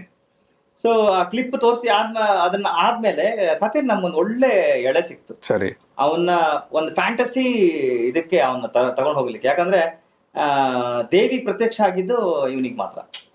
ದೇವಿ ಪ್ರತ್ಯಕ್ಷ ಆಗಿ ಅಲ್ಲಿ ನಡೆದಂತ ಎಲ್ಲಾ ಏನು ಸನ್ನಿವೇಶವನ್ನ ಸರಿ ಮಾಡಿ ಹೋದ್ಲು, ಎಲ್ಲರೂ ಮತ್ ಪುನಃ ಬದುಕದ್ರು ಅಂತ ಕಥೆಯಲ್ಲಿದೆ. ಸೊ ದೇವಿ ಪ್ರತ್ಯಕ್ಷ ಆದ್ಮೇಲೆ ಹೇಳಿದ್ರೆ 100% ಇವನಿಗೆ ಒಂದು ಆ ಫ್ಯಾಂಟಸಿ ಖಂಡಿತ ಇದೆ ಅಂತ ಹೇಳಿ ನಾವು ಅದನ್ನ ಚೇಂಜ್ ಮಾಡ್ಕೊಂಡ್ವಿ. ಕಥೆಯಲ್ಲಿ ಸಣ್ಣ ಚೇಂಜ್ ಅನ್ನ ಹೇಳಿದ್ರೆ ಇನ್ಸರ್ಟ್ ಮಾಡ್ಕೊಂಡು ಆ ಕತೆ ನಮ್ಗೆ ತುಂಬಾ ಇಷ್ಟ ಆಯ್ತು. ಆ ಪಾಯಿಂಟ್ ಆಂಗಲ್ ಅಲ್ಲಿ ಈ ಕ್ಯಾರೆಕ್ಟರ್ ಇನ್ನು ಹೇಗೆ ಎತ್ತಬಹುದು, ಲಿಫ್ಟ್ ಮಾಡಬಹುದು, ಆ ತರದ ಅಂದ್ರೆ ಡಿಗ್ರೀಸ್ಗಿಂತ ಇನ್ನು ಎಲಿವೇಟ್ ಮಾಡೋ ತರದಲ್ಲಿ ಏನಿದೆ ಆ ಬದಲಾವಣೆಗಳನ್ನ ಯಕ್ಷಗಾನದಲ್ಲೂ ಮಾಡ್ಕೊಂಡಿದ್ದಾರೆ ತುಂಬಾ ಆ ತರ ಬದಲಾವಣೆಗಳು. ಈವನ್ ಹರಿಕತೆ ಕೇಳಿದವಾಗ ನನಗೆ ತುಂಬಾ ಇನ್ನೊಂದು ಆಂಗಲ್ ದ ಇನ್ಫಾರ್ಮೇಶನ್ಗಳು ಸಿಕ್ತು. ಸೊ ಇವೆಲ್ಲವನ್ನ ಮೇಳೈಸಿ ಏನ್ ಮಾಡ್ಬೋದು, ಒಂದು ಎಂಗೇಜಿಂಗ್ ಆಗಿ ಆ ಕತೆ ಆಲ್ರೆಡಿ ಇದೆ, ಅದಕ್ಕೆ ಇನ್ನೊಂದು ಸ್ವಲ್ಪ ಎಲಾಬ್ರೇಟ್ ಕೊಟ್ಟು. ಈಗ 2.5 ಗಂಟೆಗಳ ಕಾಲ ನಾನು ಚಿತ್ರವನ್ನು ನೋಡುವಾಗ ಅದು ಪದ್ಯದ ರೂಪದಲ್ಲೇ ಇರುತ್ತಾ? ಪದ್ಯನೂ ಇರುತ್ತೆ, ಮಾತು ಇರುತ್ತೆ. ಮಾತು ಇರುತ್ತೆ. ಪದ್ಯಗಳು ಹೆಂಗ ಹೇಳಿದ್ರೆ ನಿಮ್ಗೆ 2 ಲೈನ್ 4 ಲೈನ್ ಇಷ್ಟಲ್ಲಿ ಮುಗ್ದೋಗುತ್ತೆ. ಆ 4 ಲೈನ್ ಅಲ್ಲಿ ಹತ್ರ 2 ಪೇಜಿಗೆ ಆಗುವಷ್ಟು ಇನ್ಫಾರ್ಮೇಶನ್ ಅದರಲ್ಲಿರುತ್ತೆ. ಗೊತ್ತಾಯ್ತು. ಬಟ್ ಈಗ ನಾನು ಸ್ಟೇಜ್ ಮೇಲೆ ನೋಡೋದಾದ್ರೆ ಭಾಗವತರು ಇರ್ತಾರೆ, ಅಲ್ಲಿ ಯಾರು ಸ್ಟೇಜ್ ಮೇಲೆ ಯಾರು ಇರ್ತಾರೋ ಅವರು ಮಾತಾಡೋದುಂಟಾ ಅಥವಾ ಡೈಲಾಗ್ ಅನ್ನು ಕೂಡ ಇವರೇ ಕೊಡ್ತಿರ್ತಾರ? ಭಾಗವತರು ಡೈಲಾಗ್ ಏನ್ ಹೇಳೋದು, ಭಾಗವತರು ಬರೀ ಹಾಡು ಮಾತ್ರ. ಸೊ ಇಲ್ಲಿ ಏನ್ ಮಾಡಿದ್ವಿ, ಈ ಸಮಸ್ಯೆಗಳನ್ನ ಯಕ್ಷಗಾನದಿಂದ ನಾನು ಅಂದ್ರೆ ಆ ಸಮಸ್ಯೆಯನ್ನ ಬಗೆಹರಿಸ್ಕೊಡ್ಲಿಕ್ಕೋಸ್ಕರ ಆತರ ಯಾವ ಕ್ಯಾರೆಕ್ಟರ್ಗಳು ನಮ್ಗೆ ಅಲೋನ್ ಆಗಿದೆ ಅವ್ರಿಗೆ ಒಂದು ಸಖ ಅಂತ ಒಂದು ಕ್ಯಾರೆಕ್ಟರ್ ಹಾಕಿದ್ದೀವಿ. ಸೊ ಅವನ ಜೊತೆಗೆ ಓಡಾಡುವನು, ಅವ್ನು ಏನೇ ಇದ್ರು ಈಗ ಮಾತಾಡ್ತಾ ಆ ಸಖನ ಹತ್ರ ಮಾತಾಡ್ಕೊಬಹುದು. ಸೊ ನಾರ್ಮಲ್ ಯಕ್ಷಗಾನದಲ್ಲಿ ಏನ್ ಹೇಳಿದ್ರೆ ಭಾಗವತ ಜೊತೆಗೆ ಅವ್ರ ಸಂಭಾಷಣೆ ಇರುತ್ತೆ ನಾರ್ಮಲ್ ಯಕ್ಷಗಾನದಲ್ಲಿ. ಇದನ್ನ ಬಗೆಹರಿಸ್ಲಿಕ್ಕೋಸ್ಕರ ಭಾಗವತರದ ಬದಲಿಗೆ ಗುಟ್ಲಿಕ್ಕೆ ಒಂದು ಸಖನ್ನ ನಾವು ಕ್ಯಾರಿ ಮಾಡಿ. ಈಗ ನೀವು ಇನ್ನು ದೇವಿಯ ದರ್ಶನ ಆಗತ್ತೆ, ಅದನ್ನ ನನ್ಗೊಂದು ಎಳೆ ಸಿಕ್ತು, ಅದನ್ನ ಎಲಿವೇಟ್ ಮಾಡ್ಲಿಕ್ಕೆ ಉಪಯೋಗಿಸ್ಕೊಂಡ್ವಿ. ಅದಕ್ಕೆ ಬರ್ದದ್ ಯಾರು, ನೀವಾ? ಯಾವ್ದನ್ನ ಅದಕ್ಕೆ ಬರಿಬೇಕಲ್ಲ, ನಾನು ಸ್ಕ್ರಿಪ್ಟ್ ಬರಿಬೇಕಲ್ಲ, ಅದಕ್ಕೆ ಬರಿಬೇಕು. ಸೊ ವಿಷಯಗಳು ಬಂದಾಗ ಇವ್ರ ಜೊತೆ ಕೂತ್ಕೊಂಡು ಚರ್ಚೆ ಮಾಡೋದು ಸಾಕು, ಅವರೇ ಸ್ಕ್ರಿಪ್ಟ್ ರೈಟರ್, ಆ ಮಟ್ಟಕ್ಕೆ ನಾಲೆಜ್ ಇದೆ. ಸೊ ಅವ್ರಿಗೆ ಸನ್ನಿವೇಶಗಳನ್ನ ಹೇಳಿದ್ರೆ ಸಾಕು. ಇಲ್ಲಿ ಯಕ್ಷಗಾನದ ಬ್ಯೂಟಿ ಅದು. ಕಲಾವಿದರ ಹತ್ರ ನೀವು ವಿಷಯ ಹೀಗಿದೆ ಇದು ಹೀಗಾಗ್ಬೇಕು ಅಂತ ಹೇಳಿ ಇದನ್ನ ನಾವು ಬಿಗಿನಿಂಗ್ ಅಲ್ಲೇ ಚರ್ಚೆ ಮಾಡಿದ್ವಿ, ಶೂಟ್ ಅಲ್ಲಿ ಚರ್ಚೆ ಮಾಡಿಲ್ಲ. ಟೆಸ್ಟ್ ಶೂಟ್ ಆದ್ಮೇಲೆ ಟೇಬಲ್ ಅಲ್ಲಿ ಹಾಕಿ ಏನ್ ನಾವು ರಿವರ್ಕ್ ಮಾಡಿದ್ವಿ. ಸೊ ಈ ಸೀಕ್ವೆನ್ಸ್ ಇದು 2 ಸಲ ರೆಕಾರ್ಡ್ ಮಾಡಿದಾಗ ಒಂದಿಷ್ಟು ಇನ್ಫಾರ್ಮೇಶನ್ಗಳು ಸಿಕ್ತು. ಓಕೆ, ಅದನ್ನೆಲ್ಲ ಶಫಲ್ ಮಾಡ್ಕೊಂಡು ಓಕೆ ಬಿಗಿನಿಂಗ್ ಇಂದ ಯಕ್ಷಗಾನದಲ್ಲಿ ಹೇಗಿತ್ತು ಎಲ್ಲ ಸ್ಟ್ರೈಟ್ ನ್ಯಾರೇಷನ್ ಇತ್ತು, ಅದೇ ಸೀನ್ಗಳೇ ಎಲ್ಲ ಸ್ಟ್ರೈಟ್ ನ್ಯಾರೇಷನ್ ಇತ್ತು. ಹೋಗ್ತಾ ಹೋಗ್ತಾ ನಿಮ್ಗೆ ಬಿಗಿನಿಂಗ್ ಅಲ್ಲೇ ಗೊತ್ತಾಗುತ್ತೆ ಎಂಡಲ್ಲಿ ಏನಾಗುತ್ತೆ ಅಂತ. ಸೊ ಇಲ್ಲಿ ನಾವೇನ್ ಮಾಡಿದ್ವಿ, ಆ ಪಾಯಿಂಟ್ಗಳನ್ನ ಶಫಲ್ ಮಾಡ್ಕೊಂಡು ಮುಂದೆ ಹೇಳುವಂತ ಇನ್ಫಾರ್ಮೇಶನ್ ನಿಧಾನಕ್ಕೆ ಫೀಡ್ ಮಾಡ್ಕೊಂಡು ಜಸ್ಟ್ ಫಜಲ್ ಮಾಡಿದೀವಿ ಅಷ್ಟೇ. ಸರಿ ಕತೆ ಅದು, ಕಥೆಯಲ್ಲಿ ಏನು ಬದಲಾವಣೆಗಳಿಲ್ಲ. ಅದಾದ್ಮೇಲೆ ಈ ಕ್ಯಾರೆಕ್ಟರ್ನ ಒಂದ್ ಸ್ವಲ್ಪ ಎಲಿವೇಟ್ ಮಾಡ್ಲಿಕ್ಕೆ ಒಂದಿಷ್ಟು ಅವಕಾಶಗಳು ನಮ್ಗೆ ಸಿಕ್ತು. ಅಂದ್ರೆ ಕಥೆಯಲ್ಲೇ ಸ್ಪೇಸ್ ಇತ್ತು, ಆ ಸ್ಪೇಸ್ ಅನ್ನ ಬಳಸ್ಕೊಂಡಿದೀವಿ. ಅಂದ್ರೆ ಅವನಿಗೆ ಕತ್ತಿ ಸಿಗ್ಬೇಕಾದ್ರೆ ಶಿವಣ್ಣನ ಗೆಸ್ಟ್ ಅಪಿಯರೆನ್ಸ್ ಇದ್ದಾವಾಗ. ಸೊ ಪ್ರತಿಯೊಂದು ಸಾಮಂತರದಲ್ಲೂ ಒಂದು ಯುದ್ಧ ತರಬೇತಿ ಇದು ಈಗಲಿಂದಲ್ಲ, ಆಗ್ಲಿಂದ ಇದೆ. ಸೇನೆಗೆ ಸೇರ್ಬೇಕಂತ ಹೇಳಿದವಾಗ ಒಂದು ಇಂಟರ್ನಲ್ ತರಬೇತಿಗಳಿರುತ್ತೆ. ಚೌಷ್ಟಿ 64 ವಿದ್ಯೆಗಳನ್ನ ಅವ್ನು ಕಲ್ತಾದ್ಮೇಲೆ ಅದ್ರ ಜೊತೆಗೆ ಒಂದು ಕಾಂಪಿಟೇಷನ್ ನಡೆಯುತ್ತೆ, ಹೆಲ್ದಿ ಕಾಂಪಿಟೇಷನ್. ಸೊ ಅಲ್ಲಿ ಯಾರು ಅದನ್ನ ಗೆಲ್ತಾನೋ ಅವನಿಗೆ ಅರಮನೆ ಒಳಗಡೆ ಹೋಗ್ಲಿಕ್ಕೆ ಒಂದು ಅವಕಾಶ, ಅದ್ರ ಜೊತೆಗೆ ಡಿಪಾರ್ಟ್ಮೆಂಟ್ಗಳನ್ನ ಅವ್ರು ಸೆಲೆಕ್ಟ್ ಮಾಡ್ಕೊಡ್ತಾರೆ ಅಂತ. ಈ ವಿಭಾಗ ನಮ್ಗೊಂದು ಒಂದು ಹಂತದ ಎಲಿವೇಶನ್ ಕೊಡ್ತು ನಾನು. ಸೊ ಇನ್ನೊಂದು ಸ್ವಲ್ಪ ಸ್ಪೇಸ್ ಕೊಡ್ತು, ಈ ಕ್ಯಾರೆಕ್ಟರ್ ಇನ್ನೊಂದು ಚಂದ್ರಹಾಸನ್ ಸ್ವಲ್ಪ ಲಿಫ್ಟ್ ಮಾಡ್ಬೋದು ಅಂತ.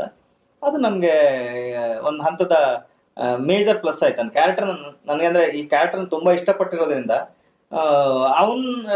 ಚಂದ್ರಹಾಸನ್ ನಾನು ಎಷ್ಟು ಮೇಲೆ ಎತ್ತಬಹುದು ಅಷ್ಟು ತರದಲ್ಲಿ ಆ ಕ್ಯಾರೆಕ್ಟರ್ನ ಎತ್ತಿ. ಸರ್, ಈಗ ಶಿವರಾಜ್ ಕುಮಾರ್ ಅವರ ಪಾತ್ರದ ಹೆಸರು ಶಿವಪುಟ್ಟಸ್ವಾಮಿ ಅಂತ ಅಲ್ವಾ? ಇದು ಆಕ್ಚುಯಲ್ ಪಾತ್ರದ ಹೆಸರೇ? ಅಂದ್ರೆ ಆ ಕ್ಯಾರೆಕ್ಟರ್ ಬಂದಾಗ ನಮ್ಗ ಒಂದು ಅನ್ಸಿದ್ದು ಅಂದ್ರೆ ಈ ಪಾತ್ರವನ್ನ ಈ ತರ ನೋಡ್ಬೋದು ನಾವು ಅಂತ. ಸರಿ. ಅಂದ್ರೆ ಅವರ ಹಿನ್ನೆಲೆಯು ಎಲ್ಲದು ಪೌರಾಣಿಕದ ಒಂದು ಮನೆ ಬ್ಯಾಕ್ ಡ್ರಾಪ್ ಎಲ್ಲಾ ಪಾತ್ರಗಳನ್ನ ಮಾಡ್ಕೊ ಬಂದಿರೋದ್ರಿಂದ ನಮ್ಗೆ ಅನಿಸ್ತು ಈ ತರ ತೋರಿಸಬಹುದು. ಬಿಕಾಸ್ ನನಗೆ ಅನಿಸ್ತಂತೆ, ಅಯ್ಯೋ ಹೆಸರು ಹೇಗೆ ಅಷ್ಟು ಸಾಮೀಪ್ಯ ಇದೆ, ಕೋಇನ್ಸಿಡೆನ್ಸ್ ಆಯ್ತು ಏನು ಅಂತ. ಶೋರ್. ನನಗೆ ಇದು ಯಾಕೆ ಹೀಗೆ ಮಾಡಿರ್ತೀರಿ ಅಂತ ಆಬ್ವಿಯಸ್ಲಿ ಅರ್ಥವಾಗುತ್ತೆ. ಬಟ್ ನಿಮ್ದು ಬೇರೆ ಏನಾದರೂ ಉದ್ದೇಶ ಆಯ್ತಾ ಅಂತ? ಅಂದ್ರೆ ಈಗ ಶಿವರಾಜ್ ಕುಮಾರ್ ಅವರನ್ನ ನೀವು ಒಂದು ಮುಖ್ಯವಾದ ಪಾತ್ರಕ್ಕೆ ತಂದಿದ್ದೀರಿ. ನೀವು ಹೇಳಿದ ಹಾಗೆ 18 ಸಾಮಂತರಿದ್ದಾರೆ, ಅದರಲ್ಲಿ 4 ಜನ ಪೂರ್ವ, ಪಶ್ಚಿಮ, ದಕ್ಷಿಣ, ಉತ್ತರ ಅಂತ. ಅದರಲ್ಲಿ ಒಂದು ಮುಖ್ಯ ಪಾತ್ರ ಇವ್ರದ್ದು ಅಂತ. ಇವರು ಗರುಡಾರಾಮ್ ಅವರು ಇದ್ದಾರೆ, ಐ ಥಿಂಕ್ ಚಂದನ್ ಶೆಟ್ಟಿ ಅವರು ಕೂಡ ಇದ್ದಾರೆ. ಆದರೆ ಚಂದ್ರಹಾಸನ ಪಾತ್ರವನ್ನ ನೀವು ಮೂಲ ಕಲಾವಿದರಾದ ಒಬ್ಬರಿಗೆ ಕೊಟ್ಟಿದ್ದೀರಲ್ಲ, ಆ ಒಂದು ಮೂಲ ಪಾತ್ರವನ್ನ ಮಾತ್ರ ಜನರಿಗೆ, ಅಂದ್ರೆ ನಮ್ಮ ಸಿನಿಮಾ ಜಗಕ್ಕೆ ಗೊತ್ತಿರೋ ಯಾವುದೇ ಒಬ್ಬ ಒಳ್ಳೆ ಕಲಾವಿದನಿಗೆ ಕೊಟ್ಟು ಅವನ ಕೈಯಲ್ಲಿ ಅದನ್ನ ಮಾಡಿಸಿದ್ದಿದ್ರೆ ಅವರ ಕೈಯಲ್ಲಿ ಮಾಡಿಸಿದ್ರೆ? ಯಾಕಂದ್ರೆ ಆ ಮಾತುಗಾರಿಕೆಯ ಸ್ವರ ಸ್ಥಾಯಿಯಲ್ಲಿ ಯಾರು ಅಷ್ಟೊತ್ತು ಮಾತಾಡ್ಲಿಕ್ಕೆ ಸಾಧ್ಯ ಇಲ್ಲ. ಅದಾದ್ಮೇಲೆ ಆ ವೇಷಗಳನ್ನ 40-45 kg ತೂಕವನ್ನ ದೇಹದಲ್ಲಿ ಹೊತ್ಕೊಂಡು ಅಷ್ಟು ಏನೋ ವೈಬ್ರೆಂಟ್ ಆಗಿ ಮಾತಾಡೋದಕ್ಕೆ ಆಗ್ಲಿ, ಆ ಫ್ಲೂಯೆಂಟ್ನೆಸ್ ಮಾತಾಡೋದಕ್ಕಾಗ್ಲಿ ಸಾಧ್ಯ ಇಲ್ಲ. ಇವೆಲ್ಲವನ್ನ ಆ ಭಾಗದವರು ಅದರಲ್ಲಿ ಅದು ಇವ್ರು ಮಾಡ್ಬೇಕಾದ್ರೆ ಹೇಳಿದ್ರೆ ಅದ್ರೊಳಗಡೆ ಇಳಿದು ಕಲ್ತು ಮಾಡ್ಬೋದು. ಕರೆಕ್ಟ್. ಕರೆಕ್ಟ್. ಅದು ಸಾಧ್ಯತೆಗಳು ಒಂದು 6 ತಿಂಗಳಾದ್ರೂ ಕೊಟ್ಟು ಖಂಡಿತ 6 ತಿಂಗಳು 1 ವರ್ಷ ಒಂದು ವರ್ಷ ಬಗ್ಗೆ, ಕೊಟ್ಟು ಗೊತ್ತಾದ್ರೆ ಆ ಎದುರುಗಡೆ ವ್ಯಕ್ತಿ ಮಾತಾಡ್ದವಾಗ ವಿಷಯ ಸಂಗ್ರಹಣೆ ಒಳಗಡೆ ಇರ್ಬೇಕು. ಅವನಿಗೆ ಇದಕ್ಕೆ ಈ ತರ ಕೌಂಟರ್ಗಳನ್ನ ನಾನು ಕೊಡಬೇಕು ಅಂತ ಹೇಳಿ ವಿಷಯ ಸಂಗ್ರಹಣೆ ಒಳಗಡೆ ಇಲ್ಲದೆ ಇದ್ರೆ ಕರೆಕ್ಟ್ ಮಾತಾಡ್ಲಿಕ್ಕೆ ಸಾಧ್ಯ. ಕರೆಕ್ಟ್. ಇದು ನಮ್ದು ಪೇಪರ್ ವರ್ಕ್ ಅಲ್ಲಿ ಬರೆದು ಇದಕ್ಕೆ ಈ ಡೈಲಾಗ್ ಅಂತ ಬರೀಲಿಕ್ಕೆ ಆಗೋದಿಲ್ಲ. ಅದ್ರದ್ದೇ ಆದಂತ ಒಂದು ಆ ಗಟ್ಟಿತನ ಇದೆ ಅದರಲ್ಲಿ. ಅಂದ್ರೆ ಪ್ರತಿಯೊಂದು ಮಾತಿಗೂ ಒಂದು ತೂಕ ಕಟ್ಟುವಂತ ರೀತಿ ಇದೆಯಲ್ಲ, ಅದು ಸಾಧ್ಯ ಇಲ್ಲ. ಸರ್, ಇವರು ಆಂಗಿಕ ಅಭಿನಯ ಒಂದು, ಅಂದ್ರೆ ಈ ಧ್ವನಿ ಆ ಅಭಿನಯ ಇದೆಯಲ್ಲ, ಅದಕ್ಕೆ ಏನ್ ಪ್ರಾಕ್ಟೀಸ್ ಮಾಡಿರ್ತಾರೆ ಇವರು? ಅಂಡ್ ನಿಮ್ಮ ಮಾತಿನಲ್ಲೇ ಹೇಳೋದಾದ್ರೆ, ನೀವೇನ್ ಹೇಳಿದ್ರಿ, ಈ ಜಗತ್ನಲ್ಲಿರೋದೇ ಜಿ ಸ್ಕೇಲ್ ಅಲ್ಲಿ ಇದು ಅಂತ. ಇವರ ನಿಮ್ಮ ಮಾತಿನಲ್ಲಿ ಫ್ರೀಕ್ವೆನ್ಸಿಯ ವಿಚಾರದಲ್ಲಿ ಇವರ ರೇಂಜು ಬೇಸಿಗೂ ಹೋಗ್ಬಲ್ರು ಅಂಡ್ ಉಚ್ಚ ಸ್ಥಾಯಿಗೂ. ಎರಡು ಆಂಗಲ್ ಅಲ್ಲಿ ಬಳಕೆ ಆಗುತ್ತೆ ಅಂದ್ರೆ ಮಾತುಗಾರಿಕೆಯಲ್ಲಿ. ಬಟ್ ಮೋರ್ ದೆನ್ ಏನೋ ಇದೆಲ್ಲಕ್ಕಿಂತ ವಿಷಯ ಹೇಳುವಾಗ ಒಂದು ಪಿಚ್ ಅಂತ ಇರುತ್ತೆ.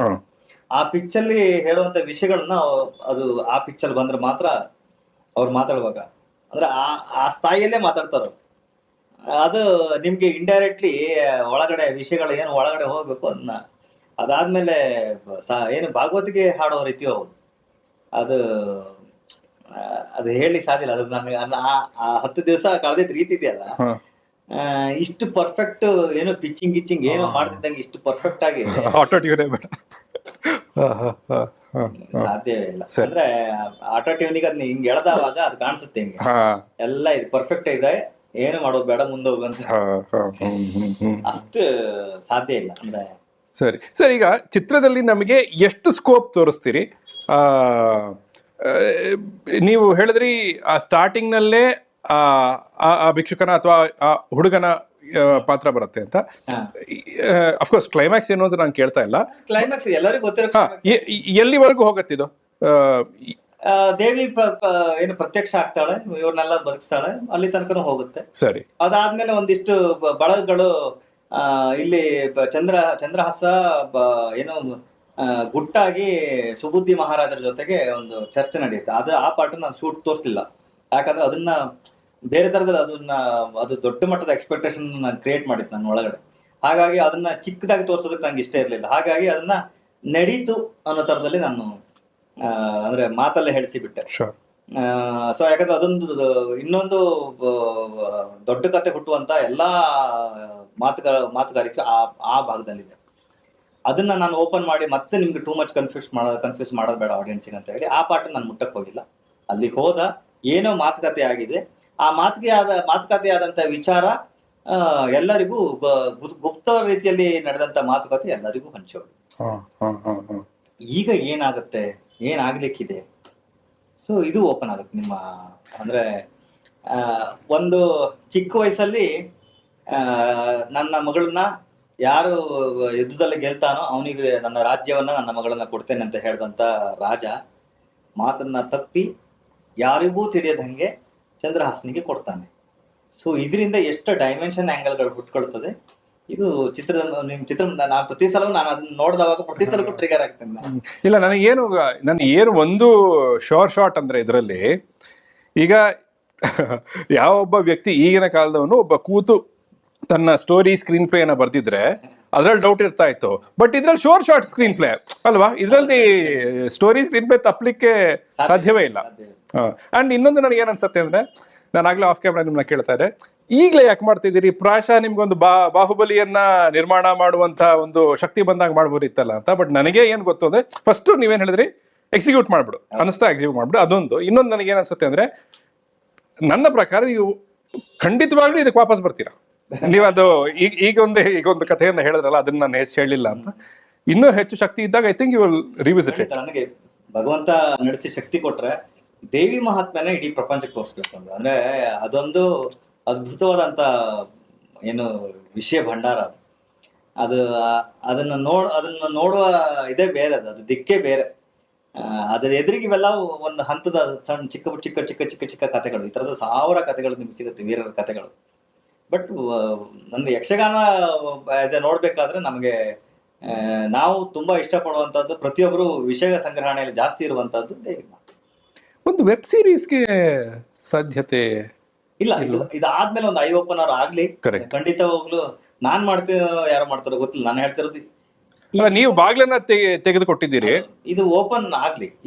ಈ ತರದ ವಿಜುವಲ್ ಬ್ಯೂಟಿ ನಿಮ್ಗೆ ಏನೂ ಇಲ್ದಂಗೆ ಕ್ಯಾಮರಾದಲ್ಲಿ ಅಷ್ಟು ಚೆನ್ನಾಗಿ ಕಾಣಿಸುತ್ತೆ ಇದು. ಅಂದ್ರೆ ಆ ಕಲರ್ ಅದೆಲ್ಲ ಯಾರು ಸೃಷ್ಟಿ ಮಾಡಿದ್ರು ನನ್ಗಂತೂ ಗೊತ್ತಿಲ್ಲ. ಅಂದ್ರೆ ಆ ಗೋಲ್ಡಿಗೆ ಏನೋ ಡೈಮಂಡ್, ರೆಡ್ಗೆ ಬ್ಲ್ಯಾಕ್, ಈ ಎಲ್ಲಾ ಕಾಂಬಿನೇಷನ್ ಕಲರ್ಸ್ ಗಳನ್ನ ನೀವು ನೋಡಿದವಾಗ ಮುತ್ತಿಂದ ಹಿಡಿದು ಖಂಡಿತವಾಗ್ಲೂ ಸಾಂಕೇತಿಕವಾಗಿ ಇರುತ್ತೆ ಇದು. ಇದೆಯಾ ಪ್ರತಿಯೊಂದಕ್ಕೂ ಏನೋ ಒಂದು ಇದ್ದೇ ಇರುತ್ತೆ. ಅದಾದ್ಮೇಲೆ ಇವ್ರದ್ದು ಇಷ್ಟೇ ದಾರ ಅಂತ ಇದೆ. ಟೋಟಲ್ ಆಗಿ ವೇಷ ಕಟ್ಲಿಕ್ಕೆ ಇಷ್ಟು ದಾರ ಅಂತ ಇದೆ. ಎಷ್ಟು 60-70 ದಾರಗಳಿದೆ. ಅಷ್ಟು ದಾರಗಳಲ್ಲಿ ಅವ್ರು ಅಷ್ಟನ್ನು ಕಟ್ತಾರಂತೆ. ಸೊ ಇವೆಲ್ಲದಕ್ಕೂ ಪ್ರತಿಯೊಂದು ದಾರಕ್ಕೂ ಹೆಸರಿದೆ. ಅದ್ರದ್ದೊಂದು ಬುಕ್ ಕೊಟ್ಟಿದ್ದಾರೆ, ತೋರಿಸಿದ್ದಾರೆ. ಇಷ್ಟು ಬುಕ್, ದಪ್ಪ ಬುಕ್ ಇದೆ. ಪ್ರತಿಯೊಂದು ವೇಷಕ್ಕೆ ಇದಕ್ಕೇನಂತಾರೆ, ದಾರಕ್ಕೇನಂತಾರೆ. ಅದಾದ್ಮೇಲೆ ಬರೆಯುವ ಬಣ್ಣಕ್ಕೂ ಹೆಸರಿದೆ. ಪ್ರತಿಯೊಂದಕ್ಕೂ ಡೀಟೇಲ್ ಹೆಸರಿದೆ. ಇಷ್ಟೆಲ್ಲ ಅಷ್ಟು ವರ್ಷಗಳಿಂದ ಇದು ನಡ್ಕೊಂಡು ಅದ್ರ ದಾರಿಯಲ್ಲಿ ಬಂದಿದೆಯಲ್ಲ, ಅದು ಉಳಿಸ್ಕೊಂಡು ಬಂದಿದೆಯಲ್ಲ. ಅವ್ರು ಎಲ್ಲ ಏನೋ ಇಷ್ಟು ವರ್ಷ ಅದನ್ನ ಕಾಪಾಡ್ಕೊಂಡು ಬೆಳೆಸ್ಕೊಂಡ್ ಬಂದವ್ರು ಪ್ರತಿಯೊಬ್ಬರಿಗೂ ನಿಜ ನಿಜ ನಿಜ ನಿಜ ನಿಜ. ನನಗೆ ನೀವು ಹೇಳ್ತಿರುವಾಗ ನನಗೆ ಆ ಆತಂಕ ಹೆಚ್ಚಾಗ್ತಾರೆ. ಅಯ್ಯೋ, ಇದನ್ನ ಹೆಂಗಾದ್ರೂ ಡಾಕ್ಯುಮೆಂಟ್ ಮಾಡ್ಬೇಕಲ್ಲ, ಕಳ್ಕೊಂಡ್ಬಿಟ್ರೆ ಹೇಗೆ ಅಂತ. ಅನಿಲ್ ಅವ್ರು ನಂಗೆ ಇದು ಹೇಳ್ತಾ ಇದ್ರು ಈ ಚಿತ್ರದ ಲೈಟಿಂಗ್ ಬಗ್ಗೆ. ಅದ್ರ ಬಗ್ಗೆ ದಯವಿಟ್ಟು ಹೇಳಿ. ಅಂದ್ರೆ ಫಸ್ಟ್ ಡೇ ಶೂಟ್ ಮಾಡಿದ್ವಿ. ಯಥಾ ಪ್ರಕಾರ ನಾವು ಹೇಗೆ ಶೂಟ್ ಮಾಡ್ತೀವಲ್ಲ ಆ ತರದಲ್ಲಿ ನಾವು ಶೂಟ್ ಮಾಡಿದ್ವಿ. ಸಿನಿಮಾ ಲೈಟಿಂಗ್ ಬಳಸಿ ಎಲ್ಲ ಶೂಟ್ ಮಾಡಿದ್ವಿ. ನೈಟ್ ಒಂದು ಎಪಿಸೋಡು ಟ್ರೈ ಮಾಡುವಂತ ಹೇಳಿ ಫೈರ್ ಅಲ್ಲಿ ಸೀಕ್ವೆನ್ಸ್ ಶೂಟ್ ಮಾಡಿದ್ವಿ.